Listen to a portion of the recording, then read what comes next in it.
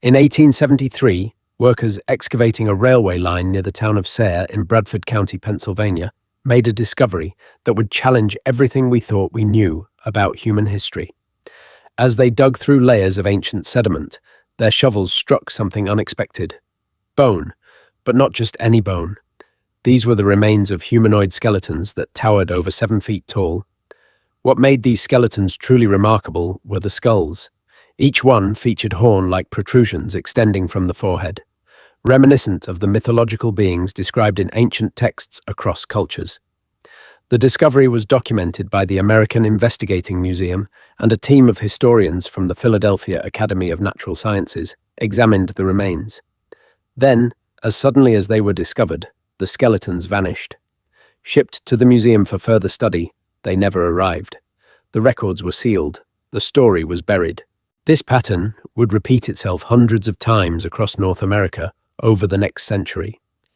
Giant skeletons discovered, examined, documented, and then erased from the historical record as if they never existed. For those of you settling in for the night, this is a journey through forgotten history, an exploration of the evidence that suggests our ancestors were not who we have been told they were.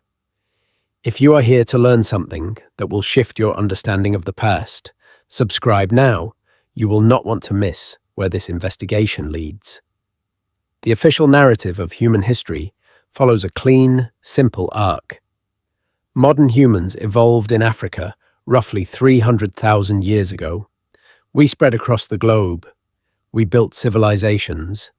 We progressed in a linear fashion from primitive hunter-gatherers to the technological society we inhabit today. This story is taught in every school, printed in every textbook, and accepted as settled science. But what if this narrative is incomplete? What if there were chapters deliberately removed from the story? What if the evidence of those missing chapters has been systematically suppressed for over a century? The story of the giants begins not in the modern era, but in the deepest layers of human mythology. Every ancient culture on Earth, separated by vast oceans and thousands of years, tells remarkably similar stories about a race of beings who walked the earth before us. The Hebrew Bible speaks of the Nephilim, the offspring of the sons of God and the daughters of men, who were the mighty men of old, the men of renown. Genesis chapter 6 describes these beings as giants who lived on earth in those days and also afterward. The book of Numbers recounts the Israelite spies who explored Canaan and reported seeing the descendants of Anak, giants so large that the spies felt like grasshoppers in comparison. The ancient Greeks told of the Titans, enormous beings who ruled the earth before the Olympian gods.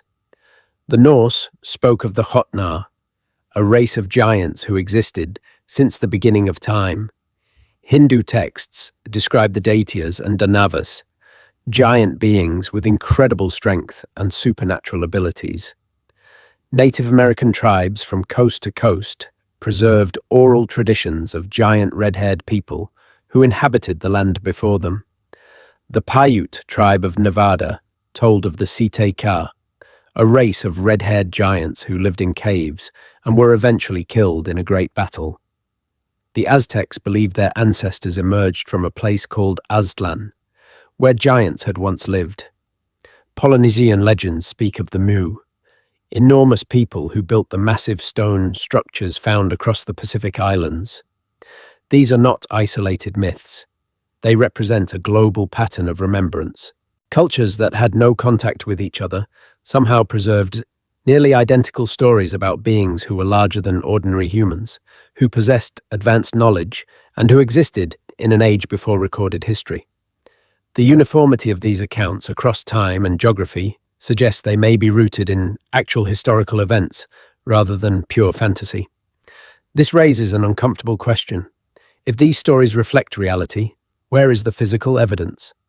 The answer is that the evidence exists. It has always existed. It has simply been hidden, dismissed, or destroyed.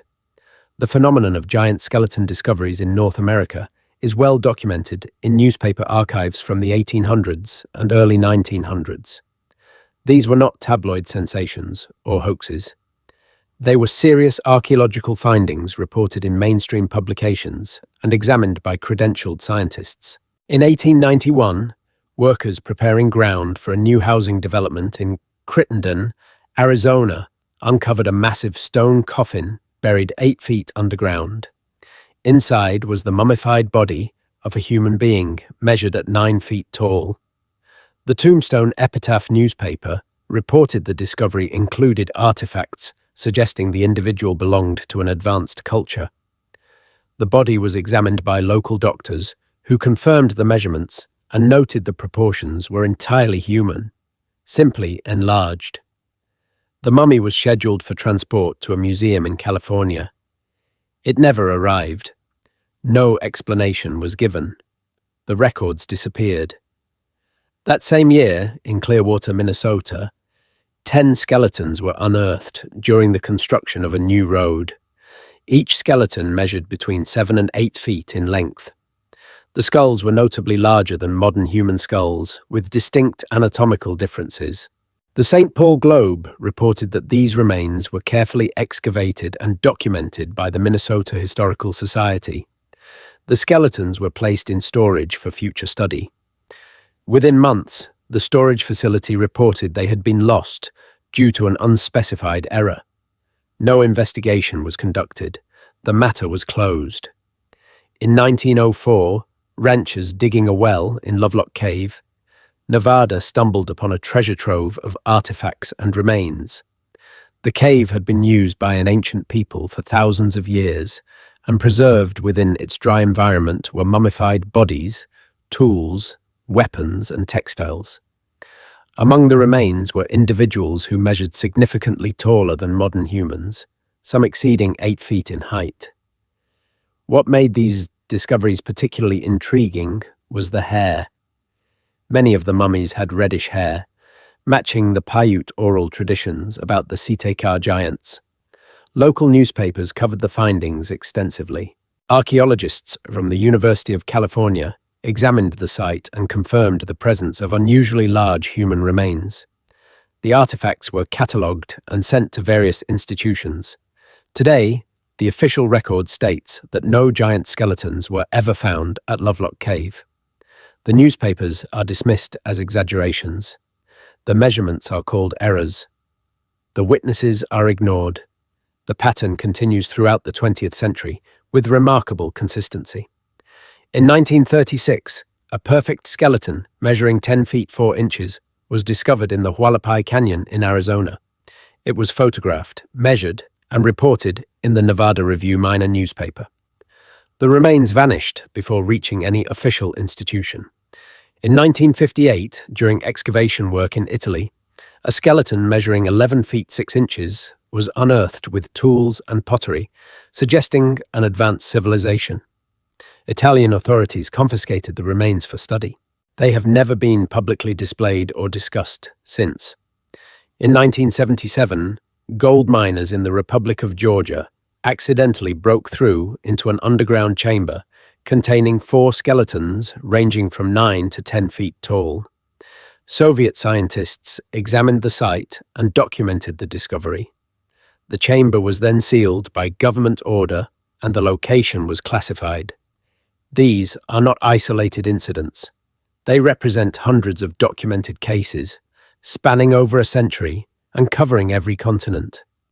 The discoveries follow a pattern: accidental discovery by workers or locals, initial documentation by newspapers or local authorities, examination by scientists or museums, confiscation by larger institutions, disappearance from the historical record, denial that the discovery ever occurred.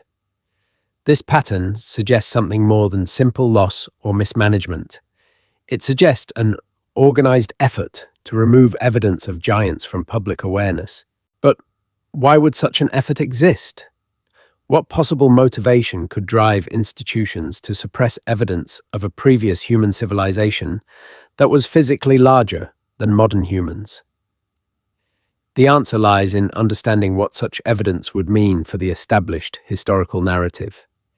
If giants existed as a distinct race or subspecies of humans who built advanced civilizations before the rise of modern humanity, then every major historical assumption we have made about the development of civilization would need to be reconsidered.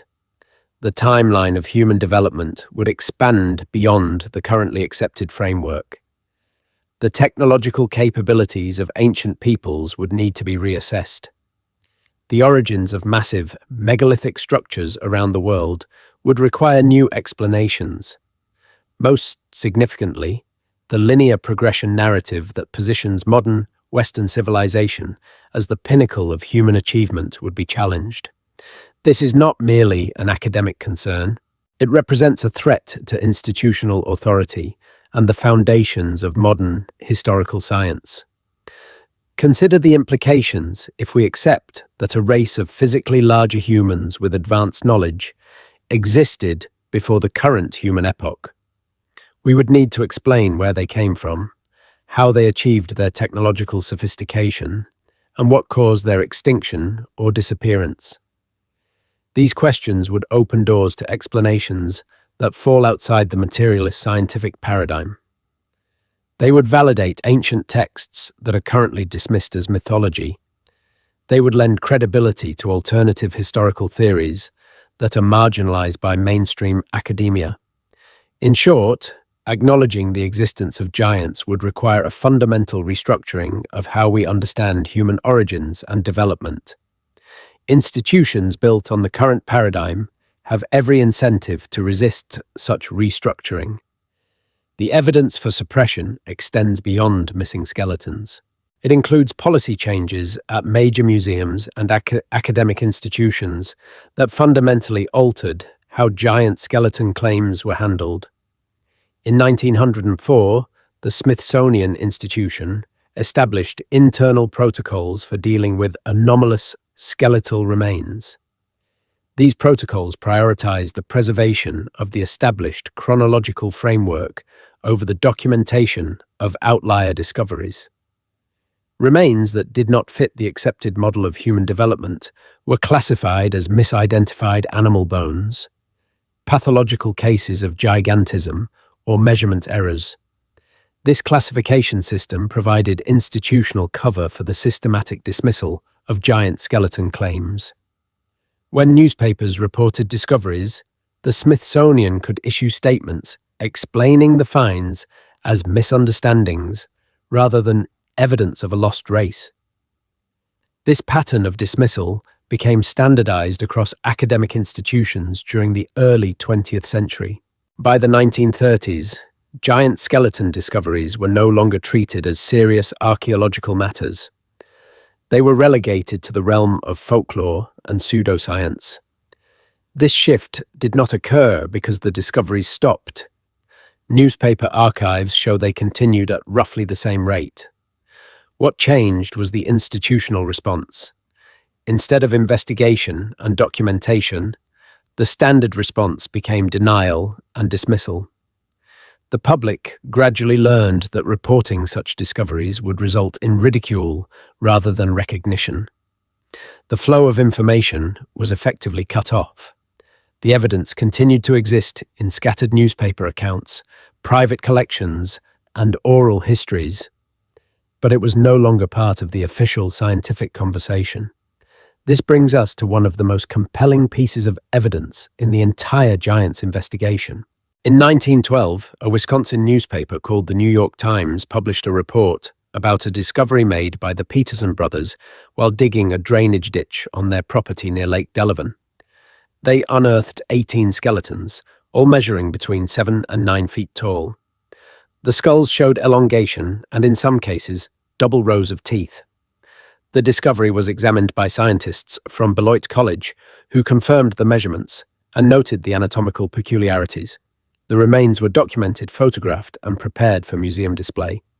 Then, they disappeared. What makes this case particularly significant is the level of documentation. Multiple witnesses, scientific examination, photographic evidence, and detailed newspaper coverage. Yet today, the official position is that this discovery never occurred. The photographs are dismissed as fabrications despite being published in reputable newspapers. The scientific reports are labeled as hoaxes despite coming from credentialed academics. The witness testimonies are ignored as unreliable despite being consistent and detailed. This pattern of evidence and denial creates a paradox. We have hundreds of documented cases with thousands of witnesses, yet we are told these events never happened. This is not skepticism. This is systematic negation. The question we must ask is whether this negation serves the pursuit of truth or the protection of an established narrative. The skeptical position argues that all giant skeleton discoveries can be explained through misidentification, exaggeration, or deliberate hoax. This position holds that ancient peoples frequently buried large animals in ways that could be mistaken for human graves. It suggests that newspaper reports from the 1800s were unreliable and prone to sensationalism. It proposes that measurements were consistently inflated by untrained observers. It claims that the absence of giant skeletons in modern museum collections proves they never existed. Let us examine each of these arguments. The misidentification hypothesis states that excavators mistook large animal bones for human remains. This explanation fails to account for cases where trained anatomists and medical doctors examined the remains and confirmed they were human. It ignores discoveries where complete skeletons were found in human burial positions with human artifacts. It cannot explain cases where skulls with distinctly human features were documented. While misidentification certainly occurred in some cases, it cannot account for the systematic pattern of discoveries across different time periods and locations. The exaggeration hypothesis suggests that normal-sized skeletons were described as giant due to excitement or error. This explanation requires us to believe that hundreds of different observers across a century consistently made the same type of error in the same direction. It requires us to dismiss newspaper editors, scientists, and local authorities as universally incompetent at measurement. It cannot explain cases where remains were measured multiple times by different people who all arrived at similar conclusions. While individual cases of exaggeration likely occurred, the hypothesis of universal exaggeration strains credibility. The hoax hypothesis proposes that most or all giant skeleton discoveries were deliberate fabrications. This explanation requires an enormous conspiracy involving thousands of people across multiple generations who coordinated their stories without any apparent motive. It requires us to believe that scientists, doctors, and newspaper editors routinely participated in archaeological fraud for no clear benefit. It cannot explain why these alleged hoaxes consistently disappeared before they could be definitively exposed. While some hoaxes certainly occurred, particularly in the sideshow era of the late 1800s, the hypothesis of systematic fraud across all documented cases is implausible. The absence of museum specimens is often cited as proof that giants never existed. This argument assumes that absence of evidence equals evidence of absence, a logical fallacy. The documented pattern shows that specimens were regularly confiscated by major institutions and subsequently lost or destroyed. The absence of public displays does not prove the remains never existed. It proves they are not currently accessible to the public. These two statements are not equivalent.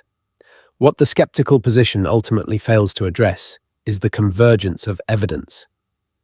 We have global mythological traditions describing giants.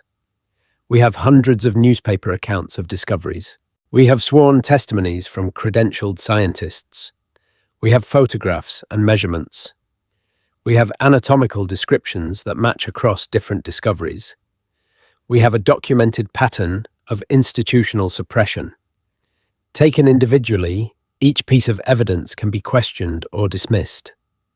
Taken collectively, they form a pattern that is difficult to explain through conventional skepticism alone.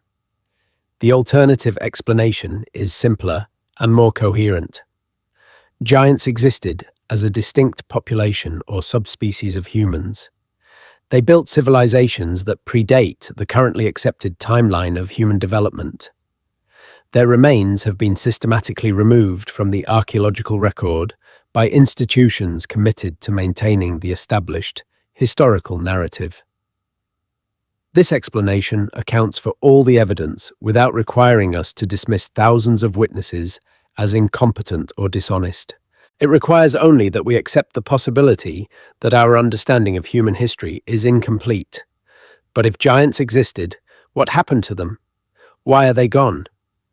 This question leads us into the realm of catastrophism, the theory that Earth's history has been shaped by sudden, violent events rather than slow, gradual processes. The conventional geological model, known as uniformitarianism, holds that the same natural processes we observe today have operated at roughly the same rate throughout Earth's history. Mountains rise slowly, canyons form gradually, species evolve incrementally. This model provides a stable, predictable framework for understanding Earth's past. It also requires vast timescales to explain major geological features. However, geological evidence increasingly suggests that Earth's history has been punctuated by catastrophic events that reshaped the planet's surface in short time periods. Massive flood events, rapid climate shifts, extinction-level impacts. These catastrophes are not theoretical. They are documented in the geological record. The question is whether they were rare exceptions or regular occurrences. Ancient texts from around the world describe a great flood that destroyed a previous civilization. The biblical account of Noah is the most well-known in Western culture, but it is far from unique. The Epic of Gilgamesh from ancient Mesopotamia describes a flood that wiped out humanity save for one man who built a boat to survive. Hindu texts describe the Matsya avatar, where Vishnu takes the form of a fish to save humanity from a deluge. Greek mythology tells of Deucalion and Pyrrha, who survived a flood sent by Zeus to destroy the Bronze Age. Chinese legends speak of the Great Flood that occurred during the reign of Emperor Yao. Native American tribes across North and South America have flood traditions. The Hopi speak of the destruction of the Third World by water. The Inca preserved stories of a flood that destroyed the giants who lived before them. Australian Aboriginal traditions describe a time when the seas rose and swallowed the land. These accounts share common elements: a global or near-global flood, the destruction of a previous civilization, the survival of a remnant who preserved knowledge, the connection between the flood and divine judgment or cosmic event. The consistency of these traditions across isolated cultures suggests they may be describing actual historical events rather than pure myth. Geological evidence supports the occurrence of massive flood events in the relatively recent past. The channeled scablands in Washington state show clear evidence of catastrophic flooding on a scale difficult to comprehend. The melting of Ice Age glaciers at the end of the Younger Dryas period around 11,700 years ago released unimaginable volumes of water that reshaped coastlines worldwide. Sea levels rose by approximately 400 feet over several thousand years, submerging vast areas of previously habitable land. If a race of giants inhabited coastal regions and river valleys, which is where ancient civilizations typically developed, then a rapid sea level rise would have destroyed most of their cities and infrastructure. The survivors would have been forced inland, where they would have encountered smaller human populations with whom they may have interbred or competed for resources. Over generations, the giant bloodline could have been diluted or eliminated. This scenario accounts for both the existence of giants in ancient history and their absence in the modern era. It also explains why megalithic structures around the world often show evidence of water damage and why so many ancient cities are found underwater along continental shelves. The catastrophe explanation faces resistance from mainstream geology because it requires accepting that major civilizations could have existed and been destroyed before the currently accepted beginning of recorded history around 5,000 years ago. This challenges the timeline that has been painstakingly constructed over the past century of archaeological research. However, recent discoveries continue to push back the dates of advanced human activity. Göbekli Tepe in Turkey has been dated to approximately 11,600 years ago, making it older than Stonehenge by 6,000 years and older than the pyramids by 7,000 years. The site features massive stone pillars carved with sophisticated reliefs, suggesting a level of social organization and technical skill that was not supposed to exist in that time period. The construction of Göbekli Tepe required hundreds of workers, advanced planning, and the ability to quarry, transport, and erect stones weighing multiple tons. This does not match the image of primitive hunter-gatherers that supposedly inhabited the Earth at that time. If we accept that advanced civilizations existed more than 10,000 years ago, then the possibility of pre-flood giants becomes more plausible. The massive megalithic structures found around the world, structures that modern engineers struggle to explain, could have been built by people who were physically larger and stronger than modern humans. The precision cutting of massive stone blocks at sites like Pumapunku in Bolivia, Ollantaytambo in Peru, and the pyramids of Giza in Egypt suggest construction techniques that have been lost to history. The conventional explanation attributes these achievements to large workforces using primitive tools and enormous patience. But this explanation struggles to account for the precision of the work. Some stones at these sites are cut and fitted with tolerances of less than 1 millimeter. The surfaces are polished to a degree that modern masons find difficult to replicate even with advanced tools. The shapes include complex angles and interlocking patterns that would be challenging to execute with modern equipment, let alone copper tools and wooden mallets. An alternative explanation is that the builders possessed knowledge and capabilities that exceeded our current understanding. If they were also physically larger and stronger than modern humans, the construction of these monuments becomes less mysterious. A person 8 or 9 feet tall would have proportionally greater strength and reach, making the manipulation of large stones more feasible. This does not mean giants built every ancient structure, but it opens the possibility that they contributed to some of the most enigmatic construction projects in human history. The connection between giants and advanced ancient civilizations brings us to another suppressed area of research: the global network of megalithic sites that share architectural and astronomical features.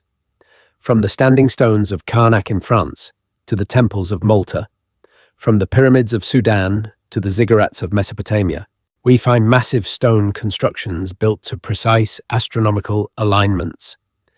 These sites often incorporate mathematical principles, geometric patterns, and engineering solutions that suggest shared knowledge or cultural exchange.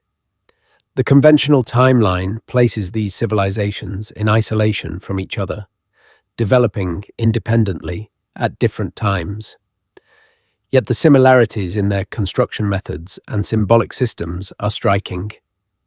The use of polygonal masonry, the orientation to cardinal directions, the incorporation of solar and lunar cycles, the representation of similar deities and cosmic principles. These parallels suggest either an implausible series of coincidences or a connection through a common ancestor civilization. If a pre-flood giant civilization possessed advanced astronomical and engineering knowledge, and if that civilization was destroyed by catastrophe, then the survivors would have carried fragments of that knowledge to different parts of the world. As they integrated with local populations, they would have passed down construction techniques, astronomical observations, and mythological traditions. Over generations, these remnants would be adapted and transformed by each culture, creating the diverse but related ancient civilizations we observe in the archaeological record. This model explains the global distribution of similar megalithic techniques better than the isolated development model. It accounts for the sudden appearance of sophisticated astronomical knowledge in early civilizations. It provides a mechanism for the spread of agricultural practices and metallurgy. Most importantly, it aligns with the global flood traditions that describe the destruction of a previous world age. The mainstream rejection of this model rests on the absence of direct evidence for a pre-flood global civilization. Critics argue that if such a civilization existed, we should find its ruins, its artifacts, its written records. But this argument assumes that evidence would necessarily survive a catastrophic flood followed by 12,000 years of geological processes.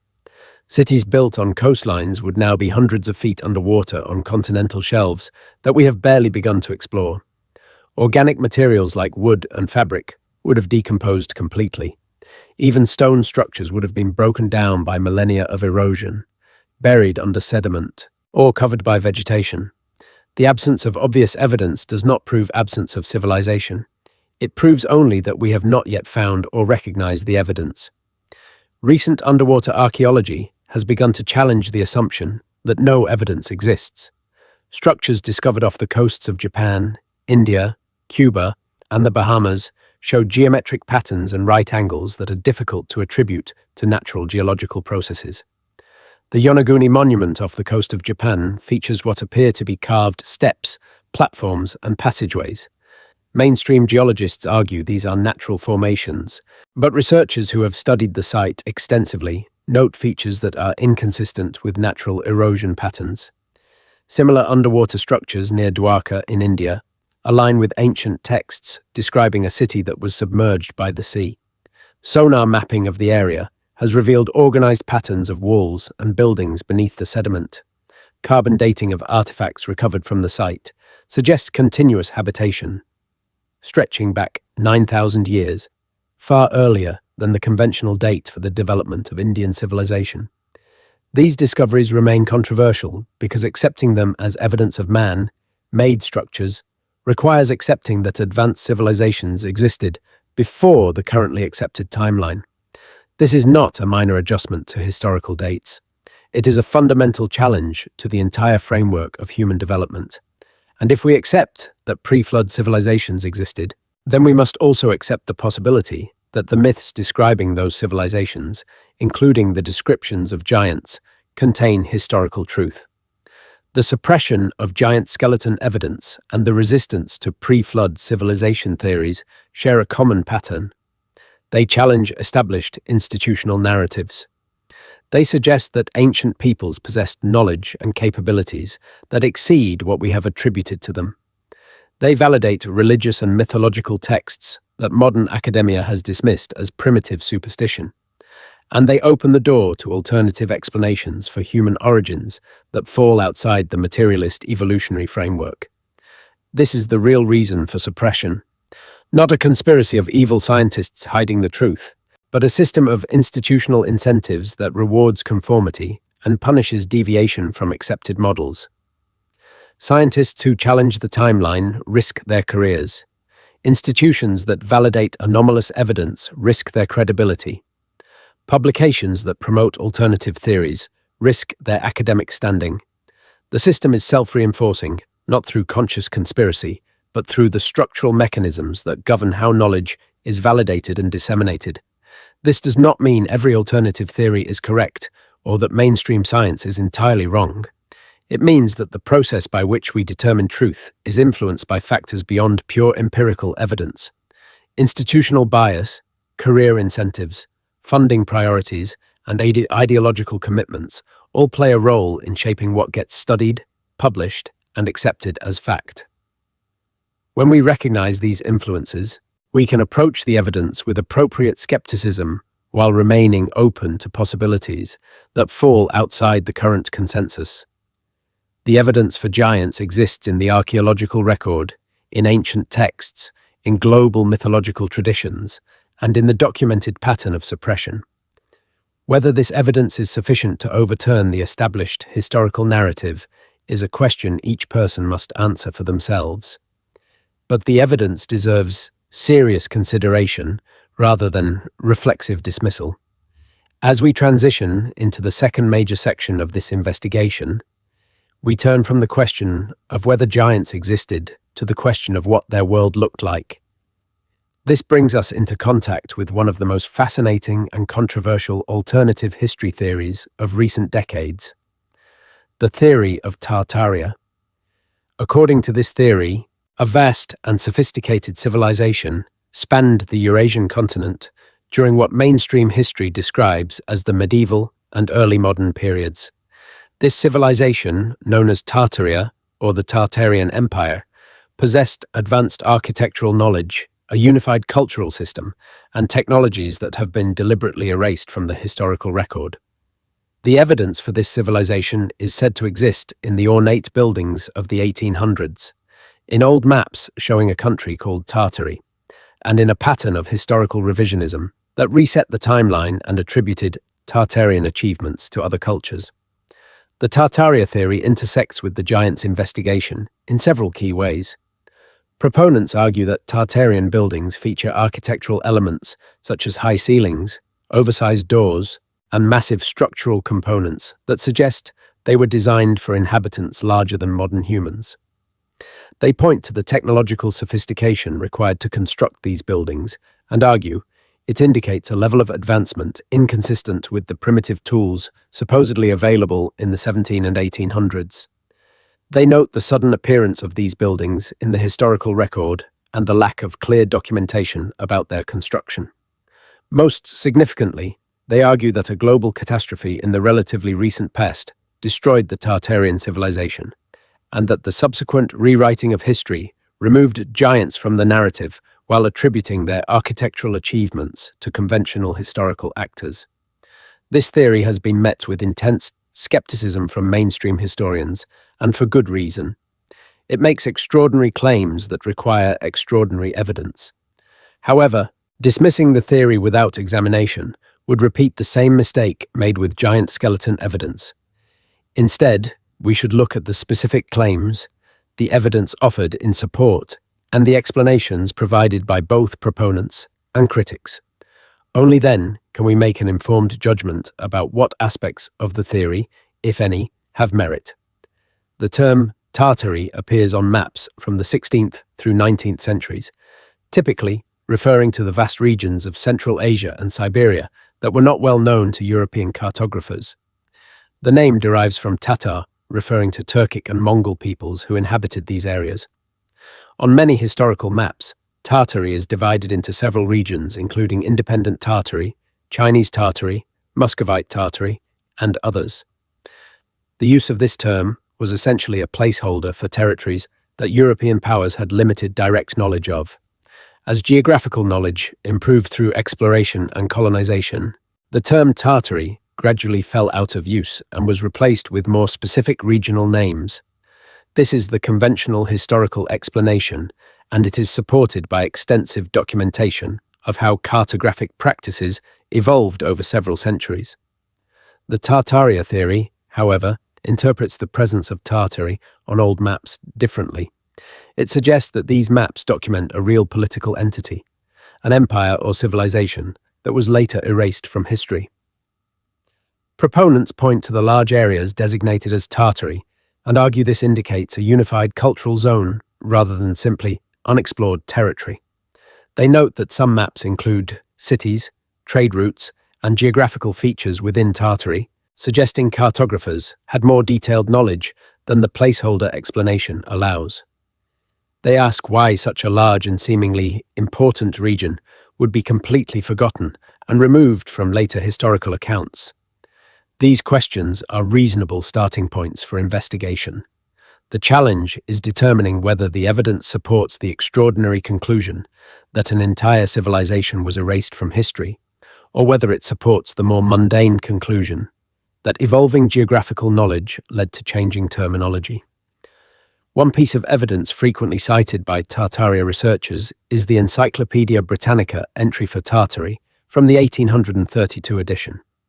This entry describes Tartary as a vast country in the northern parts of Asia, bounded by Siberia on the north and west. It includes population estimates, descriptions of cities, and discussions of the peoples and customs found in the region. Proponents argue this demonstrates Tartary was recognized as a real place with specific characteristics, not merely a vague term for unknown lands. Critics respond that this entry is describing the geographical region known at that time by that name, not a unified empire, and that subsequent editions of the encyclopedia replaced Tartary with more specific regional descriptions as knowledge improved. Both interpretations are factually compatible with the text. The question is, what larger conclusions we draw from it? The architectural argument forms the core of the Tartaria theory's appeal. Across North America, Europe, Russia, and other parts of the world, we find hundreds of elaborate buildings, constructed in the 1800s, featuring classical architectural elements such as columns, domes, intricate facades, and advanced engineering. These buildings include government buildings, exhibition halls, train stations, hotels, theatres, and private residences.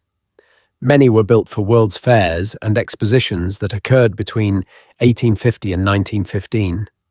The official history states these buildings were designed and constructed by architects and workers of that era using conventional construction techniques.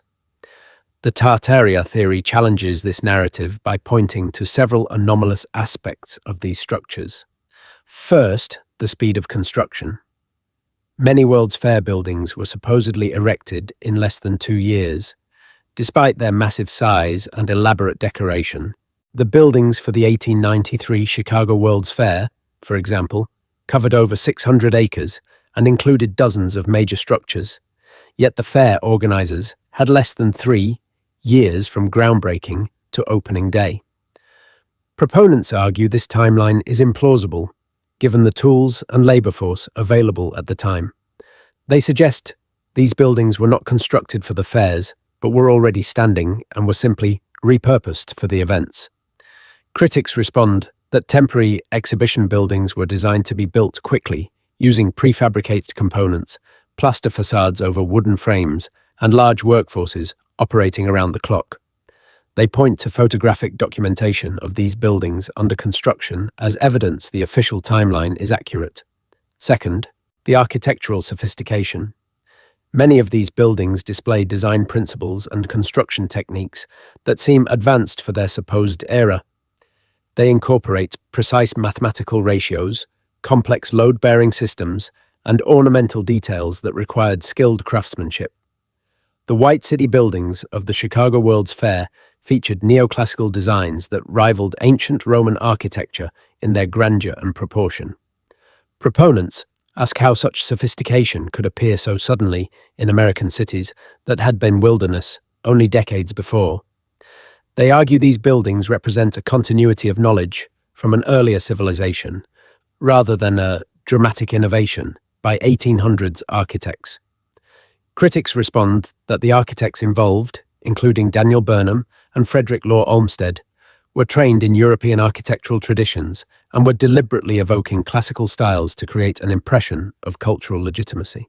The sophistication reflects the accumulated knowledge of European architectural history, not a lost civilization. Third, the building's scale. Many structures from this era feature elements that seem oversized for normal human use. Doors that are 12 or 15 feet tall, windows that extend 20 feet from floor to ceiling, interior spaces with ceilings 30, 40, or 50 feet high, staircases with steps that are awkwardly large for average-sized people. Proponents argue these proportions suggest the buildings were designed for inhabitants taller than modern humans. They point to the prevalence of these features across many buildings as evidence of a systematic design principle, rather than random architectural choice. Critics respond that high ceilings and large doors were status symbols representing wealth and power, that they served practical purposes such as improving air circulation and natural lighting, and that they were aesthetic choices intended to create impressions of grandeur and importance. The scale reflects cultural values of the Victorian era, not biological requirements of giant inhabitants. Fourth, the destruction of these buildings. Many of the most elaborate structures from the World's Fairs and expositions were demolished shortly after the events concluded. The buildings of the Chicago World's Fair were torn down or destroyed by fire within months of the fair closing. The same pattern repeated at other expositions. Proponents find this suspicious. Why build magnificent structures only to immediately destroy them? They suggest the buildings were not temporary constructions, but remnants of Tartarian civilization that were systematically demolished to hide evidence of the previous culture. Critics respond that the buildings were designed as temporary structures using inexpensive materials that would not have survived long-term exposure to weather. The plan was always to demolish them after the events concluded. Photographic evidence shows the buildings were constructed with wooden frames and plaster staff facades that were painted to look like marble, but were not structurally permanent. The demolition was practical, not conspiratorial. These competing explanations both fit the available evidence, which is why the debate continues. The question is which explanation requires fewer assumptions and aligns better with the broader historical record. The conventional explanation requires us to accept that skilled architects, large workforces, and industrial-era construction capabilities could produce elaborate temporary structures in short timeframes, and that these structures were demolished as planned. The Tartaria explanation requires us to accept that a vast civilization existed across multiple continents, that this civilization was destroyed in a relatively recent catastrophe, that evidence of the civilization has been systematically suppressed, and that the buildings attributed to 1800s construction were actually much older. The conventional explanation involves assumptions about construction capability and design motivation. The Tartaria explanation involves assumptions about hidden history, global conspiracy, and architectural misattribution. Extraordinary claims require extraordinary evidence. The Tartaria theory makes claims that would require rewriting several centuries of documented history. Therefore, the evidence must be strong enough to overcome the weight of conventional historical documentation. We must ask whether the architectural features of 1800s buildings, the presence of Tartary on old maps, and the rapidity of World's Fair construction constitute sufficient evidence to justify such a radical historical revision. For most historians, the answer is no. The conventional explanations, while perhaps less exciting, do not require invoking lost civilizations or global conspiracies. They rely on documented construction practices, architectural traditions, and economic motivations that are consistent with other aspects of 1800s industrial society.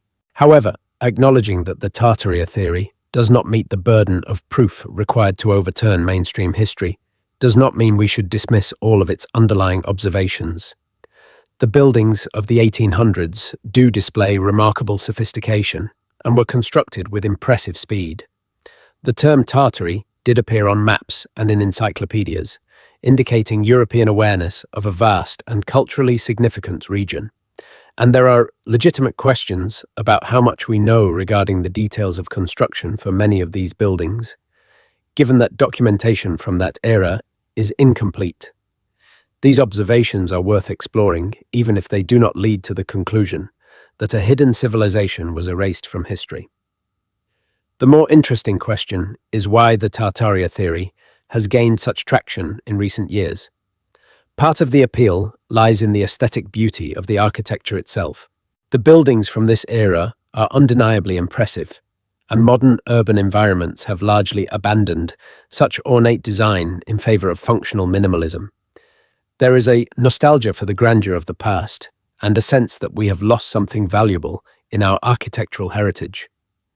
The Tartaria theory taps into this nostalgia by suggesting these buildings represent more than just Victorian excess, that they are remnants of a more advanced and culturally unified civilization. This gives them greater significance and makes their destruction or decay feel like a cultural tragedy rather than simple economic pragmatism. Another aspect of the theory's appeal is its challenge to institutional authority. In an era where trust in governments, media, and academic institutions has declined, theories that position these institutions as suppressors of truth resonate with a growing audience.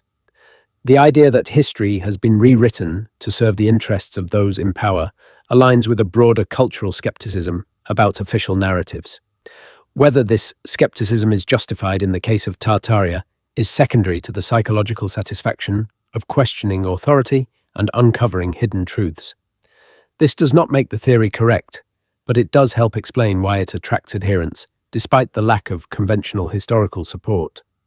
The Tartaria theory also connects to deeper questions about progress and civilization.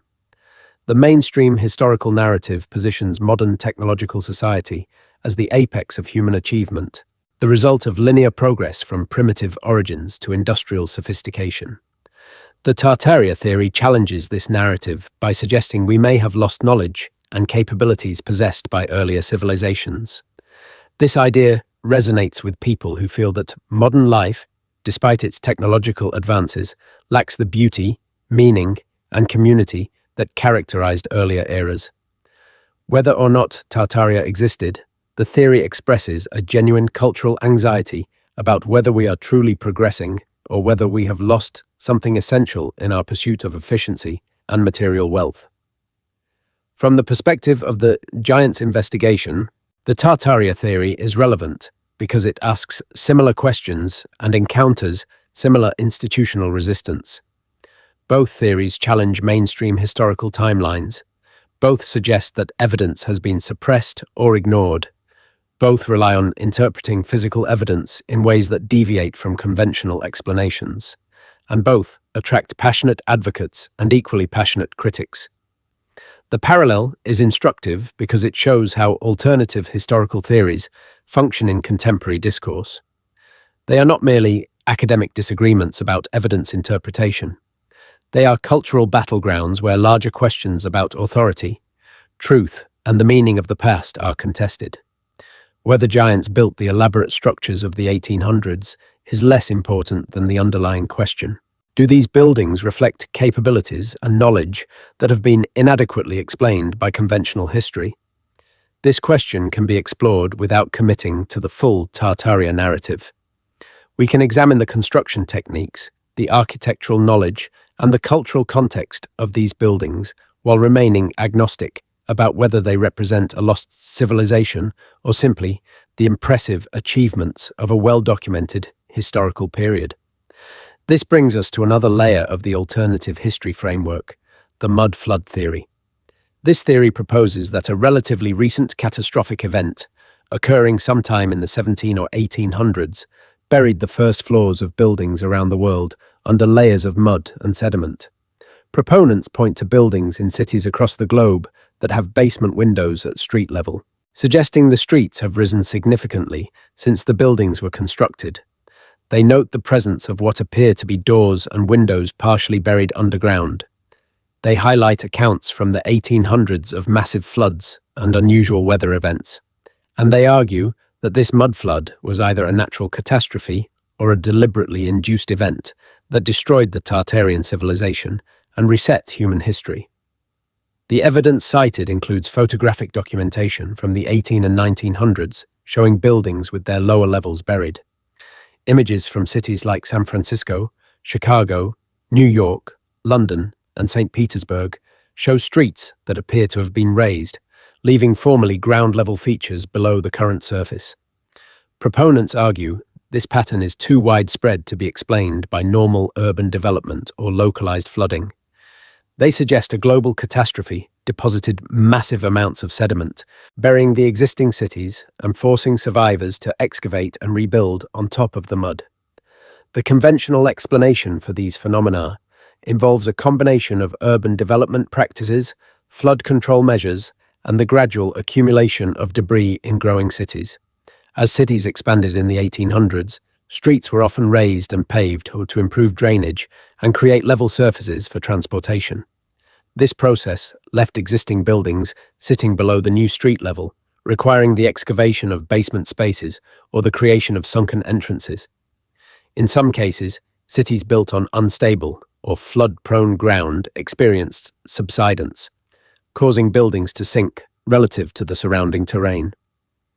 These explanations are well documented in urban planning records and engineering surveys from the relevant time periods. They do not require invoking a global catastrophe. However, the mud flood theory raises questions that deserve examination, even if the catastrophic interpretation is not accepted. Why were so many cities built in ways that required later raising of street levels? Why do historical accounts from the 1800s frequently mention unusual floods and climate events? Why are there so many reports of excavating buried structures and finding evidence of previous construction beneath the current cities? These questions point to a pattern of urban transformation in the 1800s that was more dramatic than simple growth and development. Whether this transformation was due to a single catastrophic event or to a series of localized challenges and solutions is a matter of interpretation. The psychological appeal of the mud flood theory is similar to that of Tartaria. It suggests that our ancestors lived through events more dramatic and consequential than the sanitized histories we have been taught. It validates the sense that modern, urban environments conceal older layers of history that have been forgotten or ignored. And it provides a framework for understanding why so many historical buildings and structures seem to tell stories that do not quite fit the official narrative. Again, whether the specific claims about a global mudflood are correct is less important than the underlying recognition that historical events have been simplified and sanitized in ways that remove complexity and mystery from the past. As the night deepens and your mind settles into a state of relaxed contemplation, consider the layers of history that exist beneath the surfaces we take for granted. Every city contains forgotten basements, filled in tunnels, and buried foundations that hint at previous iterations of urban life. Every landscape bears scars of floods, fires, and transformations that have reshaped the environment in ways both gradual and catastrophic. The question is not whether change has occurred, but whether that change has been adequately documented and honestly explained. The alternative history framework suggests it has not. The mainstream historical framework suggests it has. The truth likely lies somewhere between these positions, in a recognition that history is more complex and contingent than either narrative allows. We return now to the central mystery of the giants. If they existed, if they built civilizations, if they were destroyed by catastrophe, then what remains of their world? The archaeological evidence has been suppressed. The skeletal remains have been hidden. The mythological accounts have been dismissed. But there is another category of evidence that is harder to suppress: the megalithic structures that cannot be moved or destroyed, the massive stones that remain where they were placed thousands of years ago, defying our understanding of how they were transported and assembled. These structures exist on every continent. They share construction techniques and symbolic systems, and they consistently challenge the capabilities we attribute to the civilizations that supposedly built them. Consider the Great Pyramid of Giza. This structure contains approximately 2.3 million limestone blocks, each weighing between 2 and 70 tons. The blocks are cut and fitted with extraordinary precision, with gaps between stones measuring less than 1 millimeter in many cases. The structure is aligned to the cardinal directions with an accuracy of 4 minutes of arc. It incorporates mathematical constants, including pi and the golden ratio. The internal chambers and passages are built to tolerances that modern construction would struggle to achieve. All of this was supposedly accomplished by a Bronze Age civilization using copper tools, wooden sledges, and manual labor. The conventional theory states that the pyramid was built over a 20-year period during the reign of Pharaoh Khufu, around 2560 BC. This timeline requires placing approximately 340 blocks per day, every day, for 20 years. Each block would need to be quarried, shaped, transported, and positioned in approximately 2 minutes of continuous work. This calculation assumes a 12-hour workday and perfect efficiency with no delays, mistakes, or rest periods. Engineers and stonemasons who have attempted to replicate even small portions of the pyramid's construction using the tools supposedly available to ancient Egyptians have found the task extraordinarily difficult, if not impossible. The precision of the stone cutting exceeds what can be achieved with copper saws and pounding stones. The transportation of multi-ton blocks up steep ramps would require engineering solutions that leave no archaeological trace. The positioning of blocks in the upper courses, hundreds of feet above the ground, presents logistical challenges that are not adequately addressed by the conventional models. And the overall precision of the structure, maintained across millions of individual stones placed over 2 decades, suggests a level of quality control and technical knowledge that seems inconsistent with the tools and organizational capabilities attributed to Bronze Age Egypt. Alternative researchers have proposed various solutions to these problems. Some suggest the blocks were cast in place using a form of ancient concrete rather than being carved from quarries. Others propose the use of sound or electromagnetic levitation to move the massive stones. Still others argue the pyramids were built by a much earlier civilization, with advanced technology that was lost in a subsequent catastrophe. Each of these theories faces its own evidentiary challenges and requires accepting propositions that fall outside mainstream archaeological consensus. Yet the fact that these alternative theories continue to be proposed and debated suggests the conventional explanation has not adequately resolved the engineering mysteries the pyramids present. From the perspective of the Giants investigation, the pyramids and similar megalithic structures worldwide are relevant because their construction seems to require capabilities beyond what we attribute to the ancient peoples who supposedly built them. If those peoples included individuals who were physically larger and stronger than modern humans, some of the engineering challenges become less mysterious. A person 8 or 9 feet tall with proportionally greater muscle mass could manipulate stones that would require teams of modern workers.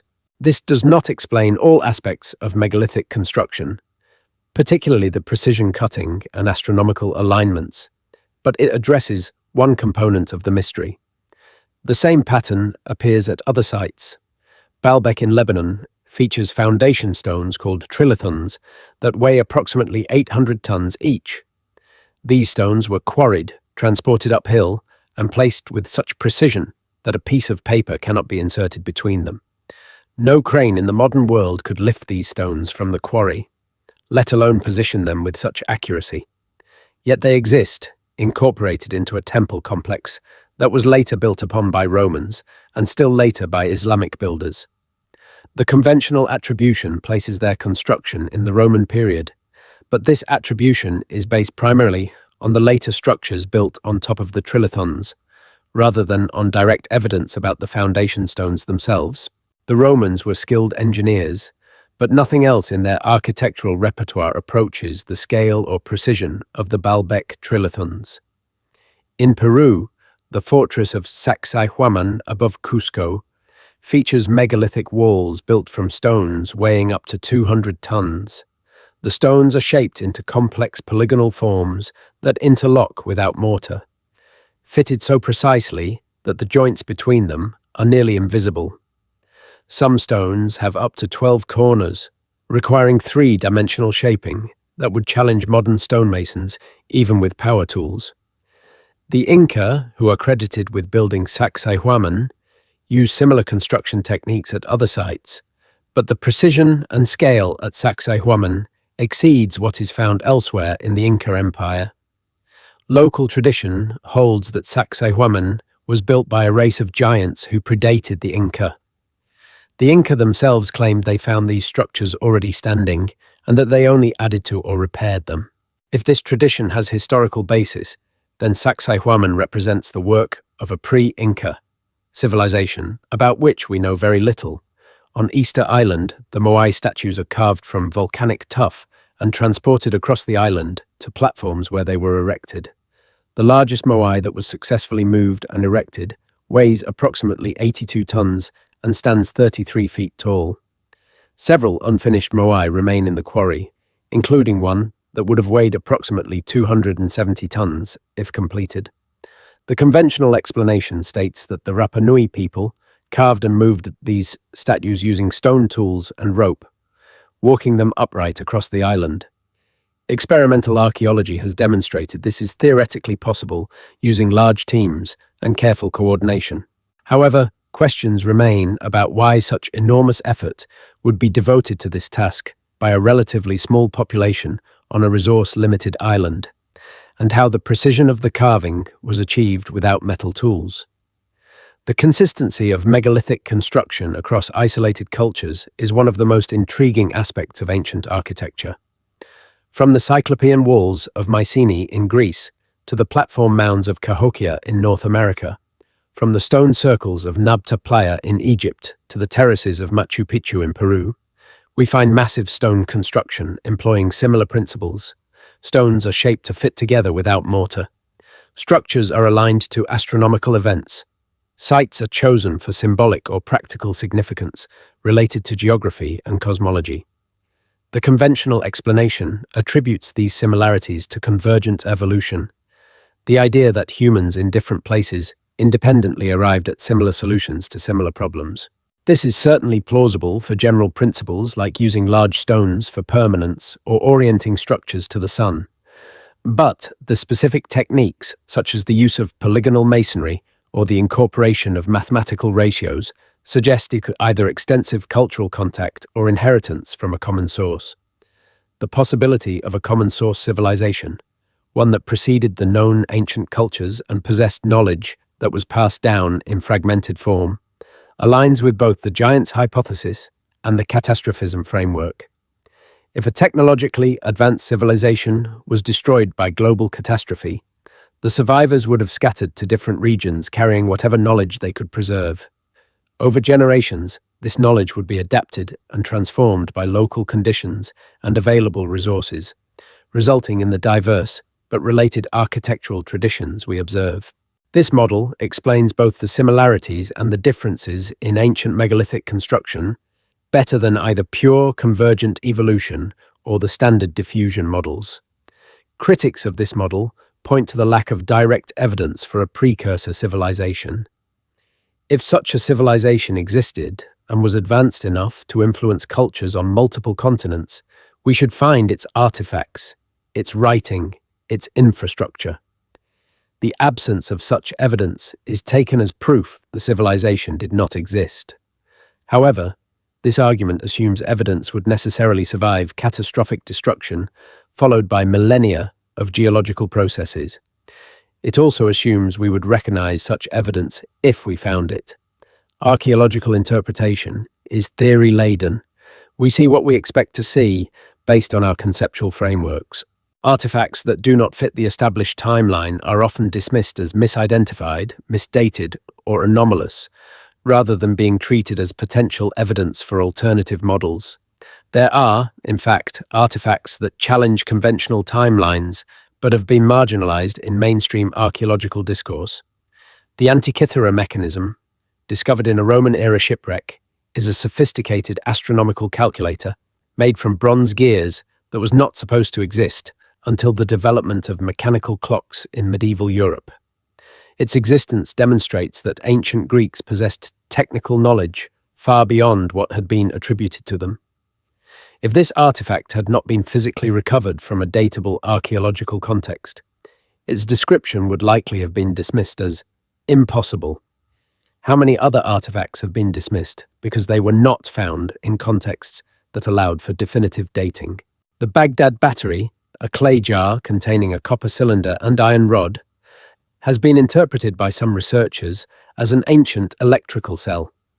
Mainstream archaeologists consider it a storage vessel for scrolls, but experiments have demonstrated that the artifact can generate electrical current when filled with acidic liquid.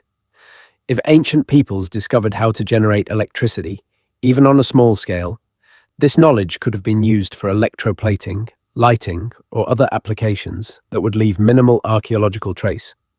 Again, the artifact exists and generates current, but its interpretation remains contested, because accepting it as a battery requires accepting that ancient Parthians possessed electrical knowledge.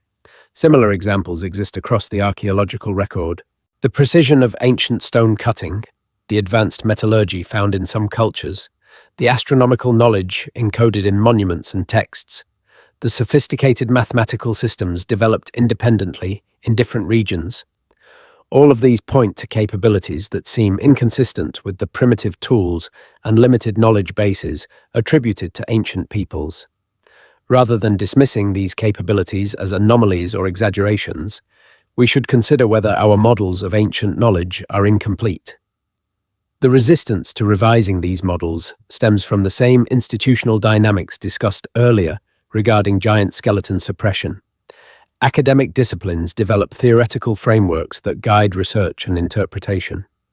These frameworks are successful to the extent that they explain the majority of evidence in a coherent and parsimonious way.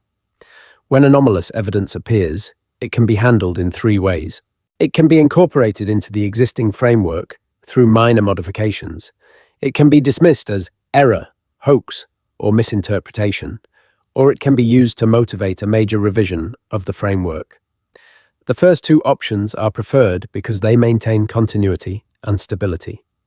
The third option is costly and disruptive, requiring rewriting of textbooks, retraining of students, and acknowledgement that previous authorities were wrong.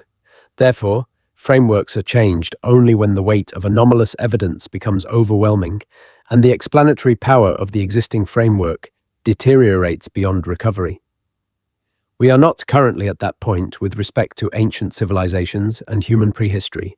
The conventional frameworks still explain most of the evidence adequately, but the accumulation of anomalies, including giant skeleton discoveries, sophisticated ancient construction, global mythological parallels, and artifacts suggesting advanced knowledge, creates pressure for revision. Whether that revision will come from within mainstream archaeology or from alternative researchers remains to be seen. What is clear is that the conversation is shifting. More researchers are willing to question conventional timelines. More evidence is being brought forward that challenges established models, and more people are recognizing that the history we have been taught is incomplete. As you drift deeper into sleep, your unconscious mind processes these patterns and possibilities. The image of massive stones precisely fitted together. The stories told across cultures about giants and lost civilizations. The architectural marvels that seem to exceed the capabilities of their supposed builders. These elements combine to form a picture that is both fascinating and unsettling. Fascinating because it suggests human history is far richer and more mysterious than the simplified narratives we learned in school. Unsettling because it implies that knowledge has been lost, that civilizations have risen and fallen, and that we may not be as advanced or permanent as we like to believe. The mud flood theory, the Tartaria hypothesis, and the giants investigation all point toward the same underlying question. Have we been told the truth about our past? The evidence is mixed and subject to interpretation. The conventional explanations have their strengths and address most of the major evidence, but they leave gaps and anomalies that alternative theories attempt to fill. Whether those alternative theories are correct is less important than the recognition that gaps exist and that institutional narratives are not infallible. History is written by the victors, by those with power and authority to control information. This has been true in every era and culture. To assume that our era is somehow exempt from this dynamic is naive. The investigation into giants serves as a case study in how evidence can be systematically excluded from mainstream consideration, while remaining accessible to anyone willing to dig through old newspapers, examine photographic collections, and take seriously the testimonies of witnesses who have been dismissed as unreliable. The pattern of discovery, documentation, suppression, and denial is well established. The questions are why this pattern exists and what it means for our understanding of human history. One possible explanation is that giants represent an embarrassment to evolutionary theory. If a separate race or subspecies of large humans existed and coexisted with modern-sized humans, then the linear progression model of human evolution becomes more complex. Instead of a simple tree with modern humans at the apex, we would have a branching bush with multiple human types existing simultaneously, some of which went extinct. This is not incompatible with evolution. In fact, it is increasingly the picture emerging from paleoanthropology, with the discoveries of Neanderthals, Denisovans, Homo floresiensis, and other hominin species that lived alongside Homo sapiens. But acknowledging a recently extinct race of giants within the historical period would require explaining why they are not mentioned in conventional histories and where they fit in the evolutionary tree. Another explanation is that giants challenge religious and secular creation narratives. For religious believers who accept biblical accounts literally, giants are either the Nephilim described in Genesis or descendants of them. This raises theological questions about the nature of these beings, whether they were part of God's creation or offspring of fallen angels, and what their existence means for human salvation history. For secular materialists who reject religious accounts, giants represent a problem because they validate the myths and legends that are supposed to be prescientific superstition. If the Bible and other ancient texts are right about giants, what else might they be right about that has been dismissed as mythology? This creates discomfort for both strict religious literalists and strict scientific materialists, which may contribute to the suppression of evidence that would force both groups to revise their worldviews. A third explanation is more pragmatic. Acknowledging giants requires acknowledging that we do not fully understand human history and that major discoveries remain to be made. This undermines the authority of academic institutions that claim to have established the key facts about our past. It suggests that amateur researchers, anomaly hunters, and alternative theorists may have identified genuine gaps in the mainstream narrative. This threatens the gatekeeping function that credentials and institutional affiliation serve in determining whose claims are taken seriously. If uncredentialed researchers can identify major historical truths that credentialed experts have missed or suppressed, then the entire system of academic authority is called into question. This is a threat to power and prestige that institutions have strong incentives to resist. None of these explanations require conscious conspiracy. They operate through the normal functioning of institutions, disciplines, and social systems. People pursue their careers within the constraints and incentives of these systems. Those who conform are rewarded. Those who deviate are marginalized. Over time, this creates a selection pressure that filters out dissenting voices and anomalous evidence, not through active suppression, but through passive exclusion. The result is the same as if a conspiracy existed, but the mechanism is structural rather than intentional. Understanding this mechanism helps explain why evidence for giants exists but is not accepted. It also points toward a solution. If the problem is structural rather than conspiratorial, then changing the structure can change what evidence gets considered. This requires building alternative institutions, publishing platforms, and funding sources that are not beholden to the existing academic establishment.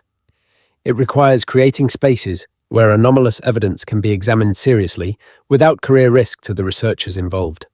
And it requires public engagement with these questions so that demand for answers creates pressure for institutional change. The rise of alternative media, independent researchers, and decentralized information systems has begun this process. People are no longer limited to what mainstream institutions tell them. They can access original sources, examine evidence directly, and form their own conclusions. This democratization of knowledge has its downsides, including the spread of misinformation and the difficulty of distinguishing credible from incredible claims. But it also creates opportunities for genuine discoveries to emerge from unexpected sources and for questions that were previously considered settled to be reopened. The Giants investigation is part of this broader shift. It represents a rejection of institutional gatekeeping and an insistence that ordinary people can evaluate historical evidence and reach conclusions that may differ from expert consensus. Whether the specific conclusions about giants are correct is secondary to the larger cultural movement toward independent inquiry and skepticism of authority. This movement has the potential to uncover genuine truths that have been suppressed or ignored. It also has the potential to promote false beliefs that gain traction through emotional appeal rather than evidentiary support. The challenge is developing critical thinking skills that can distinguish between these outcomes. As we move into the final section of this investigation, we must address the hardest question of all. If giants existed, if they built civilizations, if they were destroyed by catastrophe, and if evidence of their existence has been suppressed, what does this mean for us today? This question has practical, philosophical, and spiritual dimensions. Practically, it means our understanding of human history is incomplete and requires significant revision. It means the timeline of civilization is longer than we thought. It means technologies and knowledge systems existed in the ancient world that have been lost. And it means the archaeological record contains evidence that has not been properly studied or integrated into mainstream models. These are not trivial implications. They would require rewriting textbooks, redesigning curricula, and acknowledging that generations of students have been taught an oversimplified and potentially misleading account of our past. Philosophically, acknowledging giants and lost civilizations challenges the idea of linear progress. The mainstream historical narrative presents human development as a story of continuous advancement from primitive origins to modern sophistication. This narrative justifies the current social order by positioning it as the inevitable result of progress. If we accept that advanced civilizations existed in the past and were destroyed, then progress is revealed as contingent rather than inevitable. Societies can rise and fall, knowledge can be lost, civilizations can be wiped out by catastrophes beyond their control. This introduces a tragic dimension to history that the progress narrative avoids. It suggests we are not guaranteed a future simply because we have made it this far. It reminds us of our vulnerability and the impermanence of our achievements. Spiritually, the existence of giants and the reality of catastrophic destruction resonate with religious and mythological accounts that have been dismissed by modernity as prescientific stories. If the flood narratives contain historical truth, then the religious frameworks that preserve those narratives may contain other truths that we have too quickly discarded.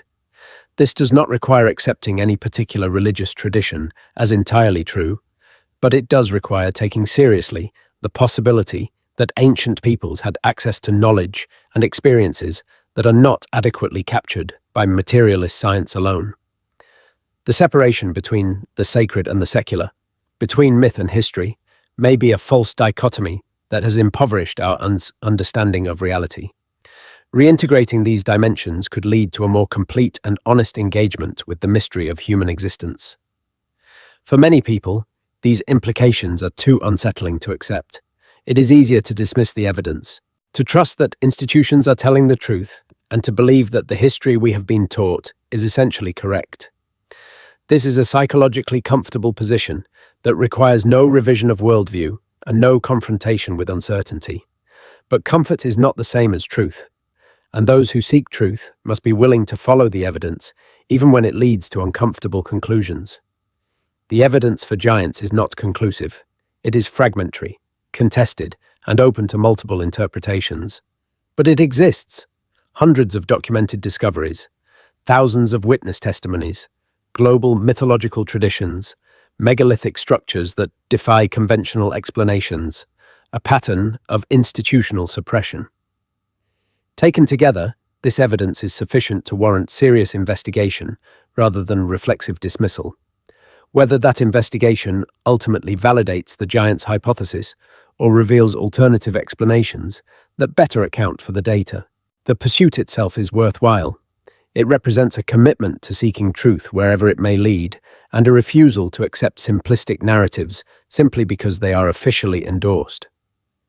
The same commitment applies to the broader questions about ancient civilizations, catastrophism, and the possibility of lost knowledge. These questions touch on fundamental issues about who we are, where we came from, and what our future might hold. They cannot be resolved through evidence alone because the evidence is incomplete and subject to interpretation. They require judgment, discernment, and a willingness to hold uncertainty.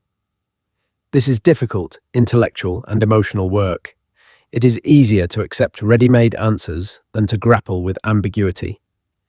But those who choose the harder path of genuine inquiry will find it leads to a richer and more nuanced understanding of reality. As the hours pass and sleep deepens, the mind processes information in ways that conscious thought cannot achieve. Patterns emerge from seemingly unrelated facts. Connections form between disparate pieces of evidence.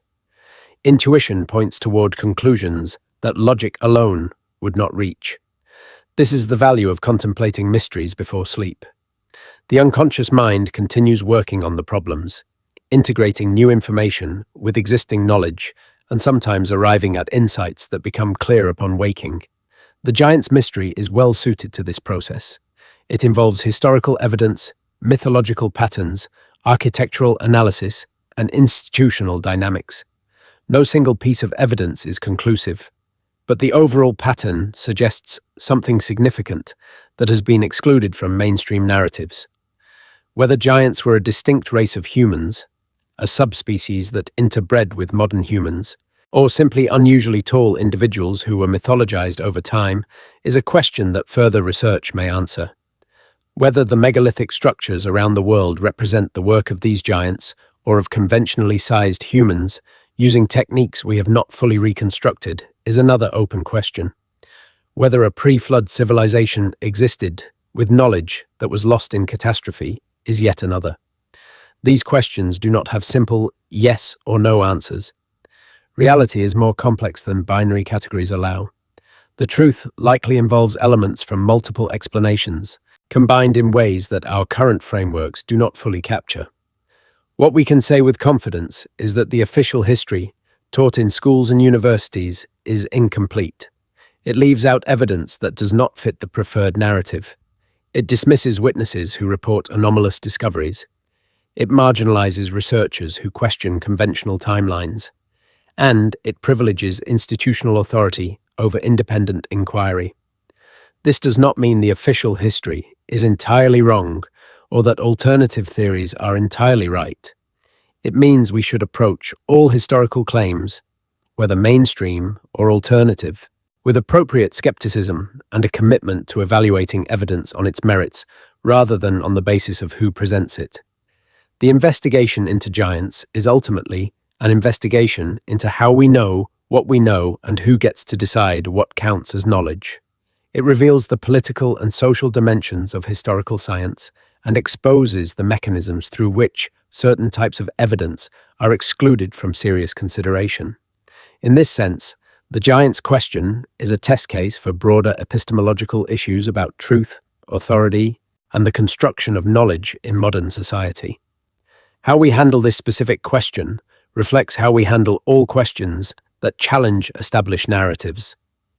Do we approach them with open curiosity and rigorous analysis, or do we dismiss them reflexively because they come from outside approved channels? The answer to this question will determine whether we move toward a more honest and complete understanding of our past, or whether we remain trapped in narratives that serve institutional interests rather than truth.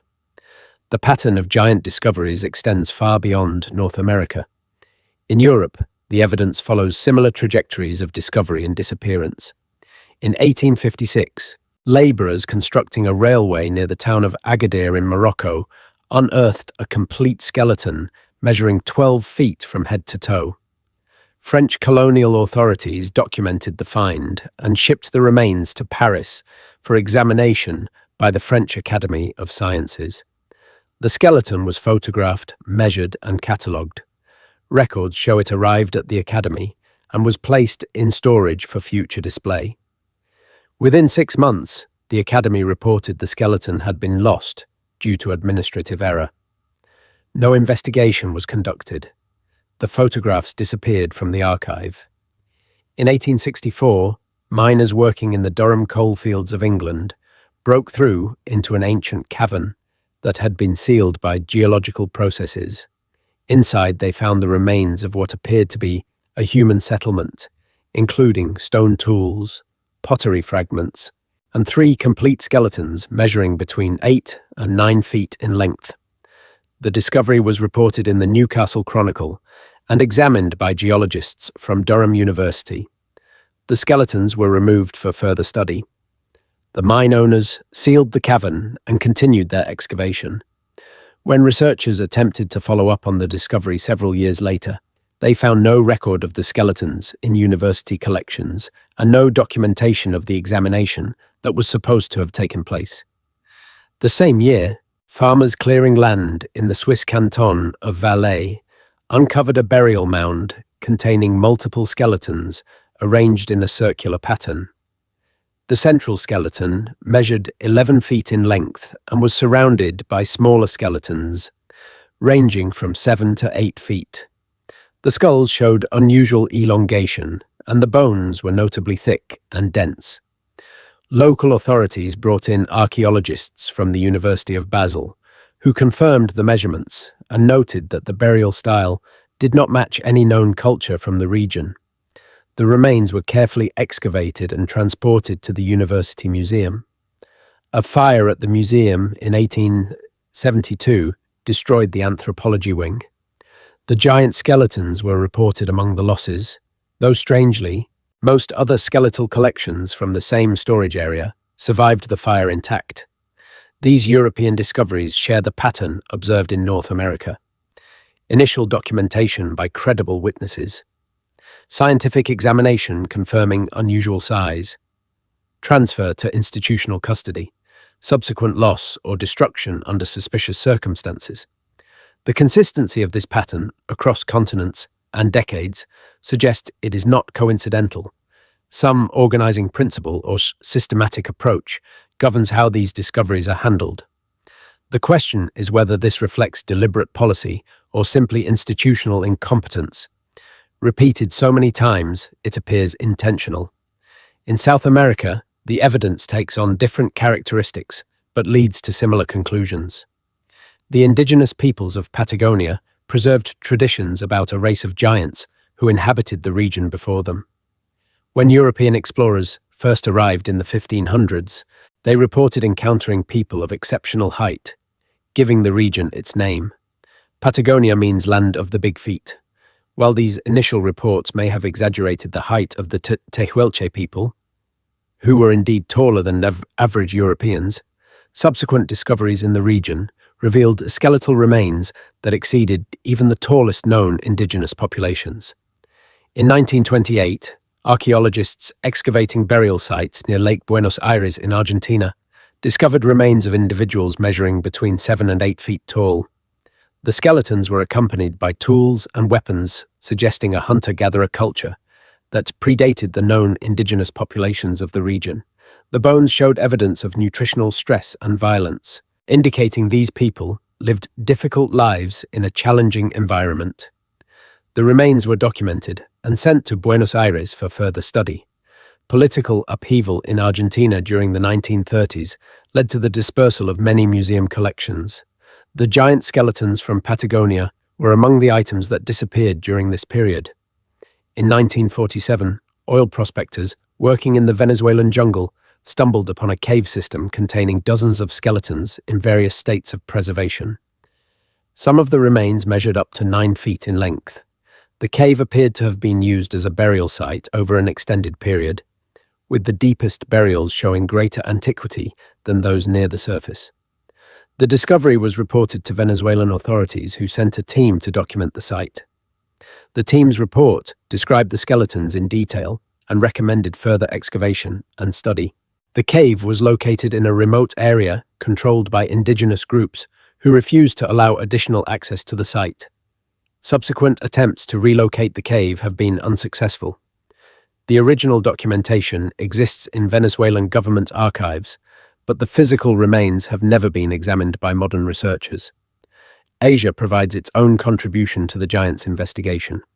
In northern China, legends speak of the giants who ruled before the Yellow Emperor established Chinese civilization. These legends are dismissed as mythology, yet archaeological discoveries in the region continue to uncover unusually large skeletal remains. In 1945, Japanese soldiers occupying Manchuria discovered a burial mound containing skeletons measuring over 8 feet tall. The remains were documented by Japanese military archaeologists and scheduled for transport to Tokyo. The end of World War II and the subsequent chaos disrupted these plans. The skeletons were last seen in a railway depot in Harbin. Their current location is unknown. In India, the ancient texts describe the Daityas and Danavas, races of giants who possessed great strength and supernatural abilities. While these descriptions are generally understood as mythological, discoveries in rural India occasionally surface that challenge this interpretation. In 1963, construction workers digging a foundation in the state of Karnataka unearthed a skeleton measuring over 9 feet in length. The local population treated the discovery with reverence, believing it to be the remains of an ancient warrior described in regional legends. Government archaeologists were called to examine the site. They determined the skeleton was of recent origin and represented a case of pathological gigantism. However, the tools and pottery found with the skeleton were dated to over 2,000 years old, contradicting the assessment of recent origin. The skeleton was removed to a government facility. Requests by researchers to examine it have been denied on the grounds that it is not of archaeological significance. The consistency of these discoveries across every continent creates a global pattern that is difficult to dismiss. We are not dealing with isolated cases or regional phenomena. Giant skeletal remains have been found in North America, South America, Europe, Asia, Africa, and the Pacific Islands. The discoveries span from ancient times to the present day. They involve thousands of witnesses, including scientists, doctors, archaeologists, and ordinary people. The remains have been measured, photographed, and documented, yet they do not appear in museums. They are not discussed in academic literature. They are absent from the historical narrative taught in schools. This absence is the most compelling evidence of all. It demonstrates that suppression is not theoretical but actual, not speculated but documented. But suppression alone does not explain the phenomenon. We must also ask why the giants existed in the first place and what evolutionary or historical process produced them. The conventional view of human evolution holds that modern humans evolved from earlier hominins through a process of gradual change driven by natural selection. This process occurred over hundreds of thousands of years and resulted in the anatomically modern humans who appeared in Africa around 300,000 years ago. These humans then migrated out of Africa and spread across the globe, encountering and sometimes interbreeding with other hominin species, such as Neanderthals and Denisovans. By around 40,000 years ago, modern humans were the only surviving hominin species, having either outcompeted or absorbed the others. This model is well supported by fossil evidence and genetic analysis. However, it leaves room for variation within the human species that is not always acknowledged in popular presentations. Modern humans display significant variation in height, build, and other physical characteristics. Some populations average over 6 feet in height, while others average under 5 feet. This variation is understood as the result of adaptation to different environments and genetic drift within isolated populations. If such variation can produce a foot or more difference in average height between populations, then it is not implausible that some populations could have achieved even greater height under the right conditions.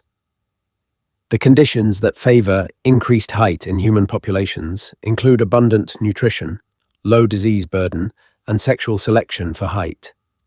In environments where these conditions persisted over many generations, populations could evolve towards significantly greater average height.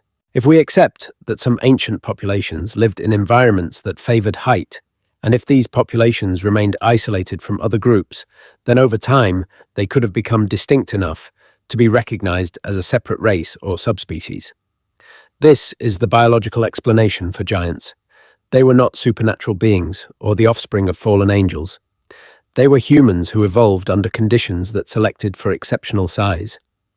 This explanation has the advantage of being consistent with known evolutionary mechanisms. It does not require invoking unknown processes or supernatural intervention. However, it faces the challenge of explaining why such populations would have gone extinct while smaller human populations survived. One possibility is that being very large was actually a disadvantage in the long term. Larger bodies require more food, are more prone to certain health problems, and may be less adaptable to rapid environmental change. If a catastrophic event disrupted food supplies or forced migration to new environments, giant populations might have been less able to cope than their smaller counterparts. Over time, they would have declined and eventually disappeared, either through extinction or through interbreeding with other populations that diluted the genes for exceptional height. Another possibility is that giants were deliberately eliminated by smaller human populations who saw them as threats or competitors. Warfare between groups of different sizes could have resulted in the systematic destruction of the larger populations. This scenario aligns with some of the mythological accounts that describe battles between giants and the ancestors of current human populations. The Paiute legends of the Site Ka describe a war that ended with the giants being trapped in a cave and burned alive. Similar stories appear in other cultures, suggesting that the relationship between giants and ordinary humans was often hostile. A third possibility combines both natural and human factors. Giants existed as a distinct population, adapted to specific environments.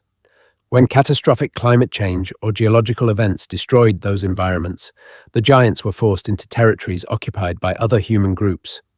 Competition for resources led to conflict. The giants, despite their size and strength, were outnumbered and eventually overwhelmed. The survivors were either killed or absorbed into the victorious populations, carrying their genes forward in diluted form. This would explain why some modern humans carry genes associated with exceptional height, while the distinct giant populations no longer exist. Each of these explanations is speculative, because we lack the skeletal evidence that would allow us to test them against genetic and anatomical data. This brings us back to the central problem of suppression. If giant skeletons were available for study, we could extract DNA and determine their relationship to modern human populations. We could analyze their bone chemistry and determine what they ate and where they lived. We could examine their pathology and understand what diseases they suffered and how they died. We could date the remains and establish a timeline for when they existed and when they disappeared. All of this is possible with modern scientific techniques, but it requires access to the specimens. And the specimens have been systematically removed from accessibility. This is the tragedy of the giants' investigation. We have the questions and the tools to answer them. What we lack is the evidence, not because it never existed, but because it has been hidden. The institutional gatekeepers who control access to skeletal collections have decided, whether consciously or unconsciously, that giant remains do not merit study. This decision has been justified on the grounds that such remains are either hoaxes, misidentifications, or pathological cases that tell us nothing about normal human variation. But this justification assumes the conclusion it is meant to prove. By refusing to study the evidence, institutions ensure that no data exists to challenge their assumptions. It is a circular logic that protects established narratives from empirical challenge. Breaking this circle requires either gaining access to existing collections through legal or political pressure, or making new discoveries that cannot be so easily suppressed. The former approach faces enormous obstacles given that institutions are under no legal obligation to provide access to researchers who question their interpretations. The latter approach depends on fortunate accidents of discovery and the willingness of those who make discoveries to document and publicize them before institutional authorities can intervene. Both approaches are being pursued by researchers in the alternative history community, with mixed results.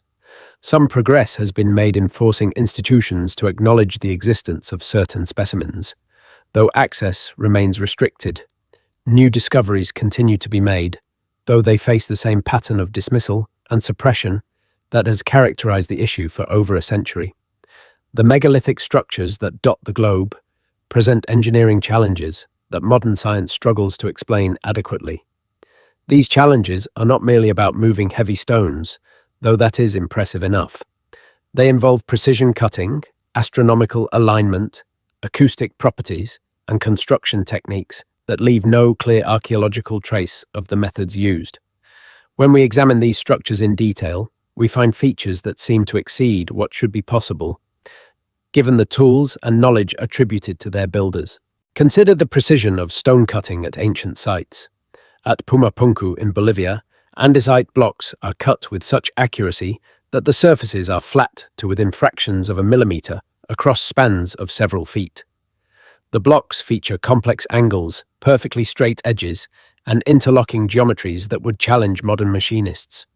Andesite is one of the hardest stones on Earth, rating between 6 and 7 on the Mohs hardness scale. Copper tools, which are all that mainstream archaeology credits to the Tiwanaku culture, rate around 3 on the same scale. By the laws of physics, you cannot cut a harder material with a softer one. The conventional explanation proposes that the builders used even harder stones as tools, pounding and abrading the andesite over long periods.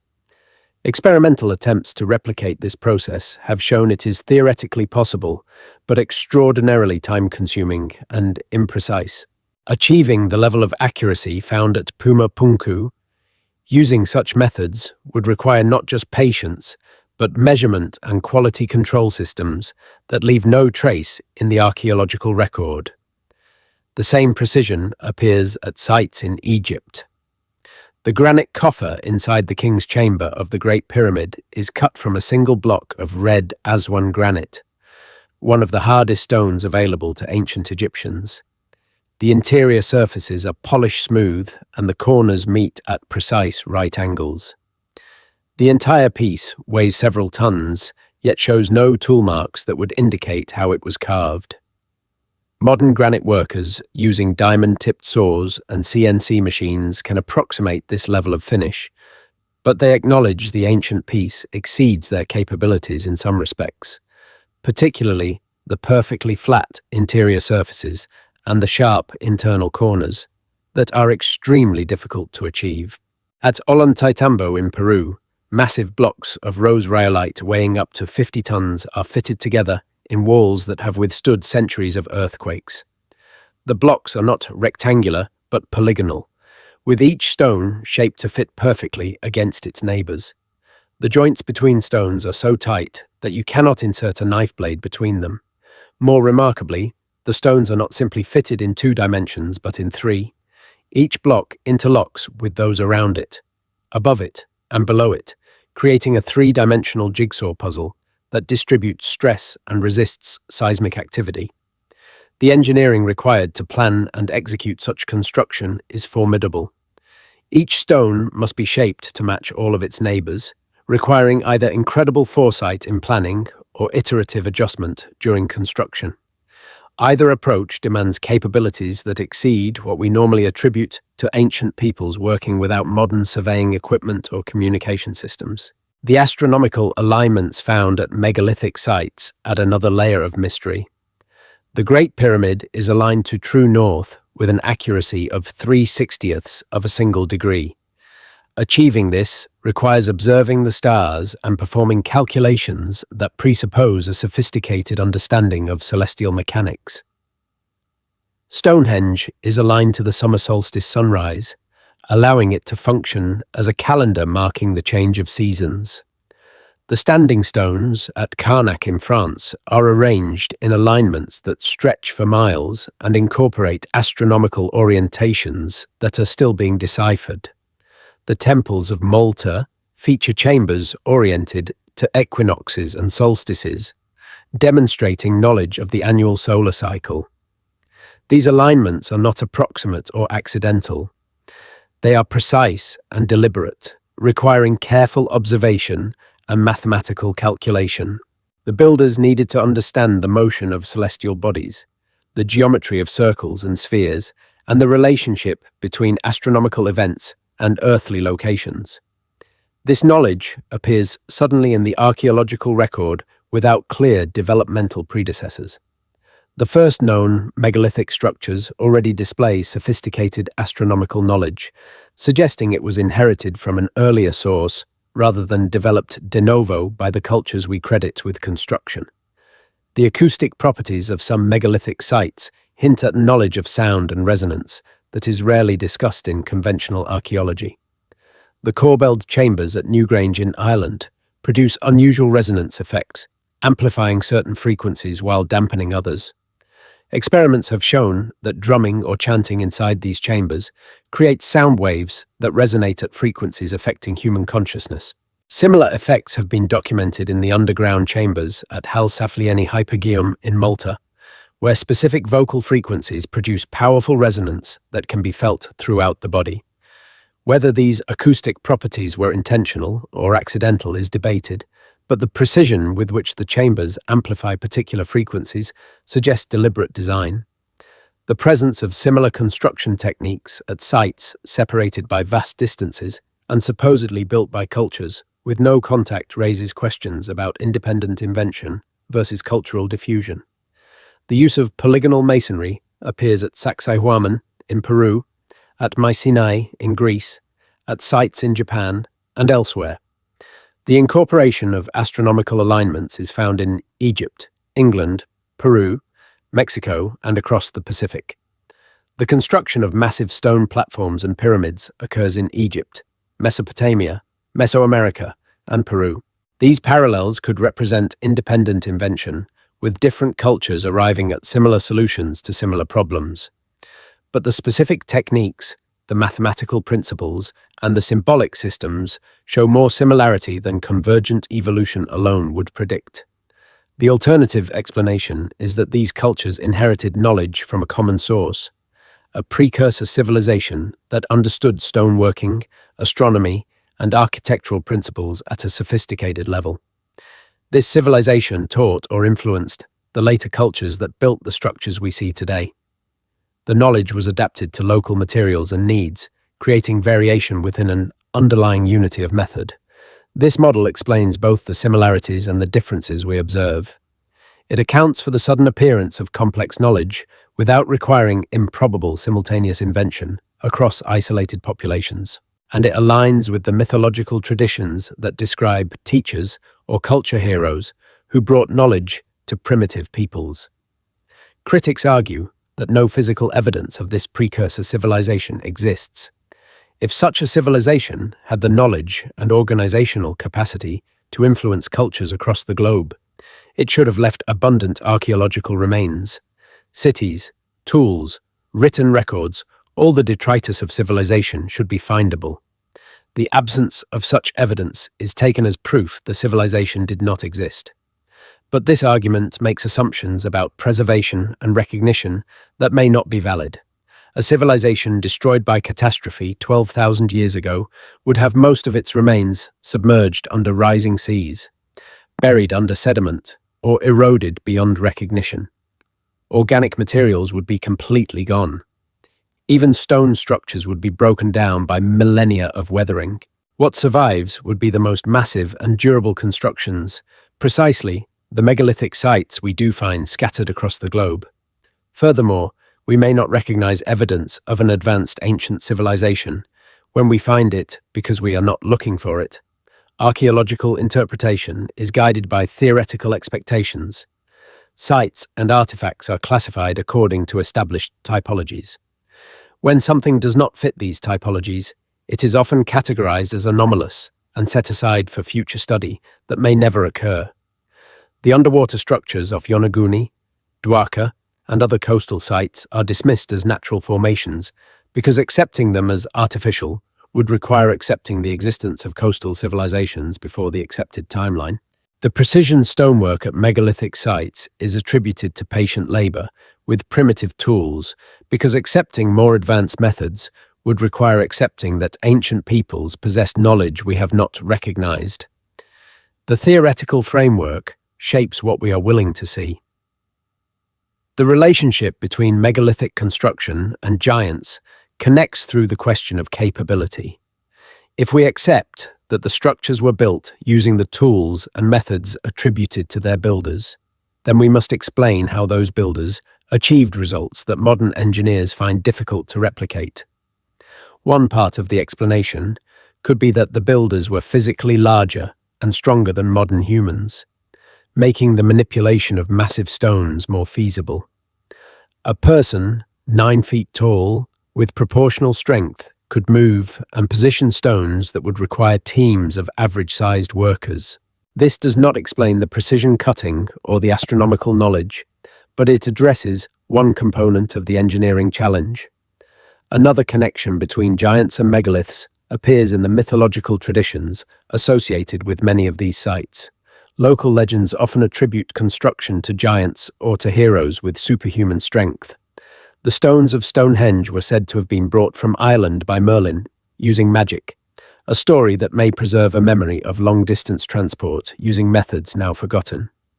The Cyclopean walls of Mediterranean sites are named for the Cyclopes, giants who were said to be the only beings strong enough to move such massive stones. The Moai of Easter Island were said by the Rapa Nui people to have walked to their platforms, a description that might refer to a transport method involving rocking or pivoting rather than literal walking, but which emphasizes the mysterious nature of the feat. These traditions are dismissed as mythology by conventional archaeology, but they may preserve genuine historical memories filtered through generations of oral transmission. When people encounter structures they cannot explain using their own technology, they attribute them to beings with greater than human capabilities. This is a rational response to encountering evidence of abilities that seem impossible. Whether those capabilities came from physical size, advanced knowledge, or techniques now lost, the result is the same. The structures exist and challenge our understanding of what ancient peoples could accomplish. The investigation of megalithic mysteries and the investigation of giants converge on the question of what we are willing to accept as possible. Both inquiries encounter evidence that does not fit comfortably within established frameworks. Both face institutional resistance to alternative explanations. And both attract researchers who are willing to question authority and follow evidence, even when it leads to uncomfortable conclusions. This is not about believing in supernatural explanations or rejecting all of scientific method. It is about recognizing that our current understanding is incomplete, and that evidence exists which has not been adequately explained. As sleep deepens and the conscious mind releases its grip on the need for certainty, the mysteries take on new dimensions. The image of massive stones fitted together with impossible precision. The stories told across cultures about giants who built before us. The systematic suppression of evidence that challenges official narratives. These elements combine into a pattern that suggests our understanding of the past is fundamentally incomplete. Whether giants built the megaliths or whether conventionally sized humans with advanced knowledge accomplished these feats, the truth is that we do not fully understand how these structures came to be. Acknowledging this gap in our knowledge is the first step toward genuine inquiry. The alternative history framework provides one attempt to fill that gap. It proposes connections between giants, lost civilizations, catastrophic events, and the megalithic structures that remain as evidence of a forgotten age. This framework is speculative and faces significant evidentiary challenges, but it has the virtue of taking seriously the evidence that mainstream archaeology dismisses or ignores. It treats ancient texts as potentially containing historical truth rather than pure mythology. It examines the anomalies in the archaeological record rather than explaining them away. And it asks questions that institutional science has decided are not worth asking. Whether this framework ultimately proves correct is less important than the questions it raises and the evidence it brings to attention. The pursuit of truth requires examining all relevant evidence, not just the subset that fits comfortably within existing theories. It requires taking seriously the observations of credible witnesses, even when those observations challenge established narratives. And it requires maintaining intellectual humility in the face of mysteries that we do not yet understand. These principles apply to the giants' investigation, to megalithic research, and to all areas where our knowledge is incomplete and our certainty is misplaced. As consciousness fades into sleep, let these questions rest in your mind. Let the possibilities percolate through your dreams. Let the evidence assemble itself into new configurations that might reveal truths your waking mind has not yet recognized. The giants may have walked this earth long ago. Their bones may lie hidden in museum basements or destroyed to protect a narrative that cannot accommodate their existence. Their civilizations may have been washed away by catastrophic floods that survivors remembered in stories passed down through countless generations. Or perhaps the truth is simpler and stranger than we imagine. Perhaps giants were ordinary humans whose deeds became legendary. Perhaps the megalithic structures were built by conventionally sized people using techniques we have simply failed to reconstruct. Perhaps the suppression of evidence is less systematic than it appears and more a result of institutional inertia and cognitive bias than deliberate conspiracy. The final answer may never be known with certainty. History does not yield its secrets easily. The passage of time erodes evidence. The victors write the narratives. The institutions guard their authority. But those who love truth more than comfort will continue to investigate, to question, and to refuse easy answers. They will examine the old newspapers, the photographic records, the architectural details, and the mythological patterns. They will listen to the indigenous elders who remember stories their grandparents told. They will measure the megalithic stones and calculate the forces required to move them. They will compare the global flood traditions and note the striking similarities. And they will ask why so much evidence points in the same direction, while the official story points in another. This is the work that remains. Not to prove any particular theory correct, but to pursue truth with integrity and courage. To acknowledge uncertainty while remaining committed to investigation. To respect the value of institutional knowledge while recognizing its limitations. And to honor the human capacity for wonder, for curiosity, and for the recognition that reality is far more mysterious and magnificent than any single narrative can capture. The giants walked among us once, whether literally or symbolically. Their presence is felt in the stories we tell, the structures they may have built, and the questions their existence raises about the nature of history and human potential. May we have the wisdom to learn from their example, and the humility to recognize that we do not have all the answers. The question of giants touches something deep in human consciousness. It speaks to our sense that the world was once different, that beings greater than ourselves walked the earth, and that knowledge has been lost.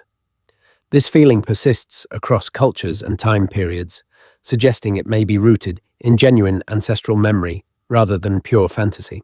Whether that memory preserves actual encounters with physically larger humans, or whether it represents a symbolic understanding of past civilizations that exceeded our own in some dimensions of achievement, the persistence of the giant archetype tells us something important about how humans understand their place in history. We are not the first civilization. This much is clear from the archaeological record, even if we accept only mainstream dating and interpretation. The Sumerians, the Egyptians, the Indus Valley Civilization, the Minoans, all of these cultures achieved levels of sophistication that were later lost when their civilizations collapsed. The knowledge of bronze, working, writing, mathematics, astronomy, and architecture that these cultures possessed had to be rediscovered or reinvented by subsequent peoples. If civilizations within the currently accepted historical timeline can rise and fall with knowledge being lost in the process, then it is not implausible that earlier civilizations about which we know little or nothing went through similar cycles. The catastrophist framework suggests these cycles are driven by natural disasters of a magnitude we have not experienced in recorded history. The geological record shows that Earth has undergone dramatic changes. Ice ages have covered continents with mile-thick glaciers and then melted away.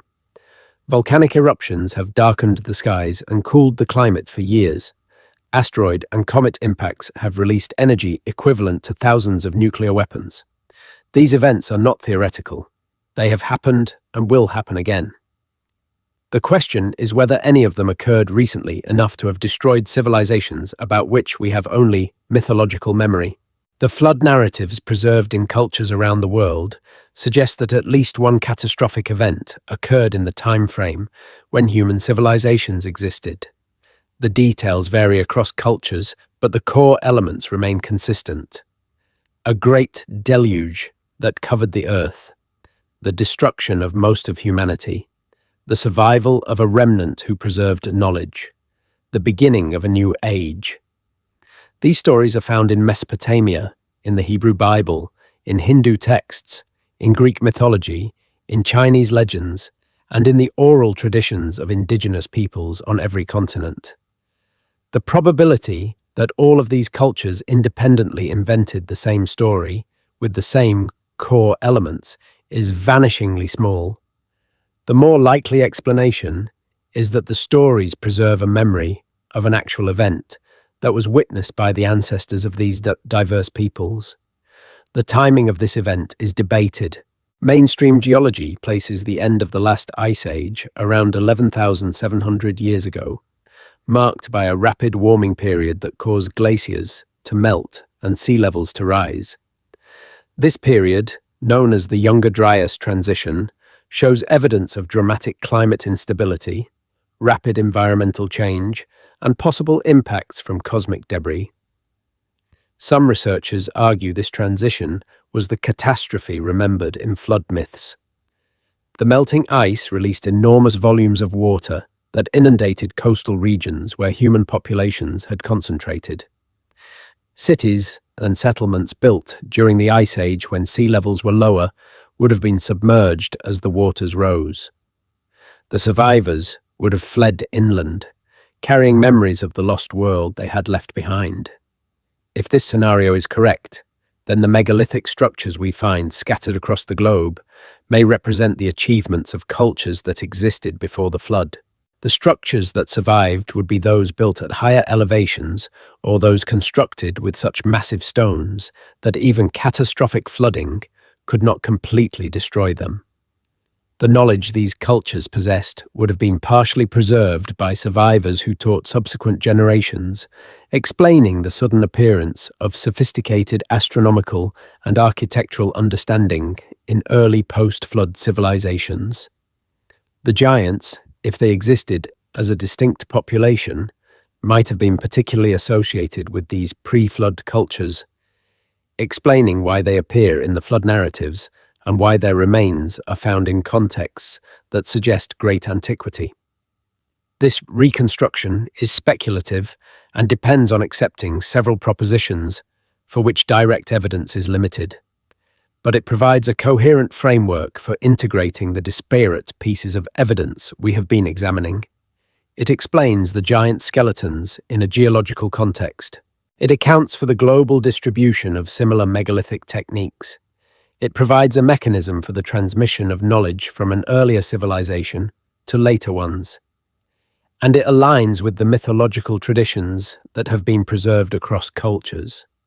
Whether this specific reconstruction is correct, or whether the truth involves different details and mechanisms, the exercise of attempting such reconstruction is valuable because it treats the evidence seriously rather than dismissing it.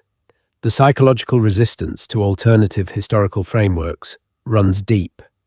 We are taught from childhood to trust authority, to accept what experts tell us, and to dismiss claims that lack official validation. This training serves important functions. It protects us from obvious frauds and scams. It provides a stable foundation for building knowledge through education. It creates social cohesion by ensuring most people share a common understanding of reality. But it also creates blind spots.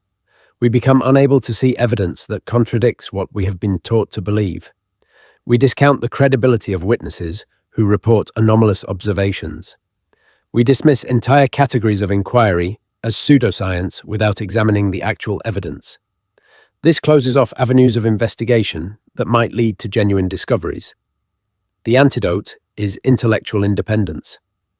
Developing critical thinking means evaluating evidence on merit, regardless of source or narrative alignment. It means holding uncertainty and resisting premature conclusions. It means recognizing knowledge is always provisional. Sleep now and let these mysteries rest. Tomorrow brings new evidence and new questions. The investigation continues for those who choose to pursue it.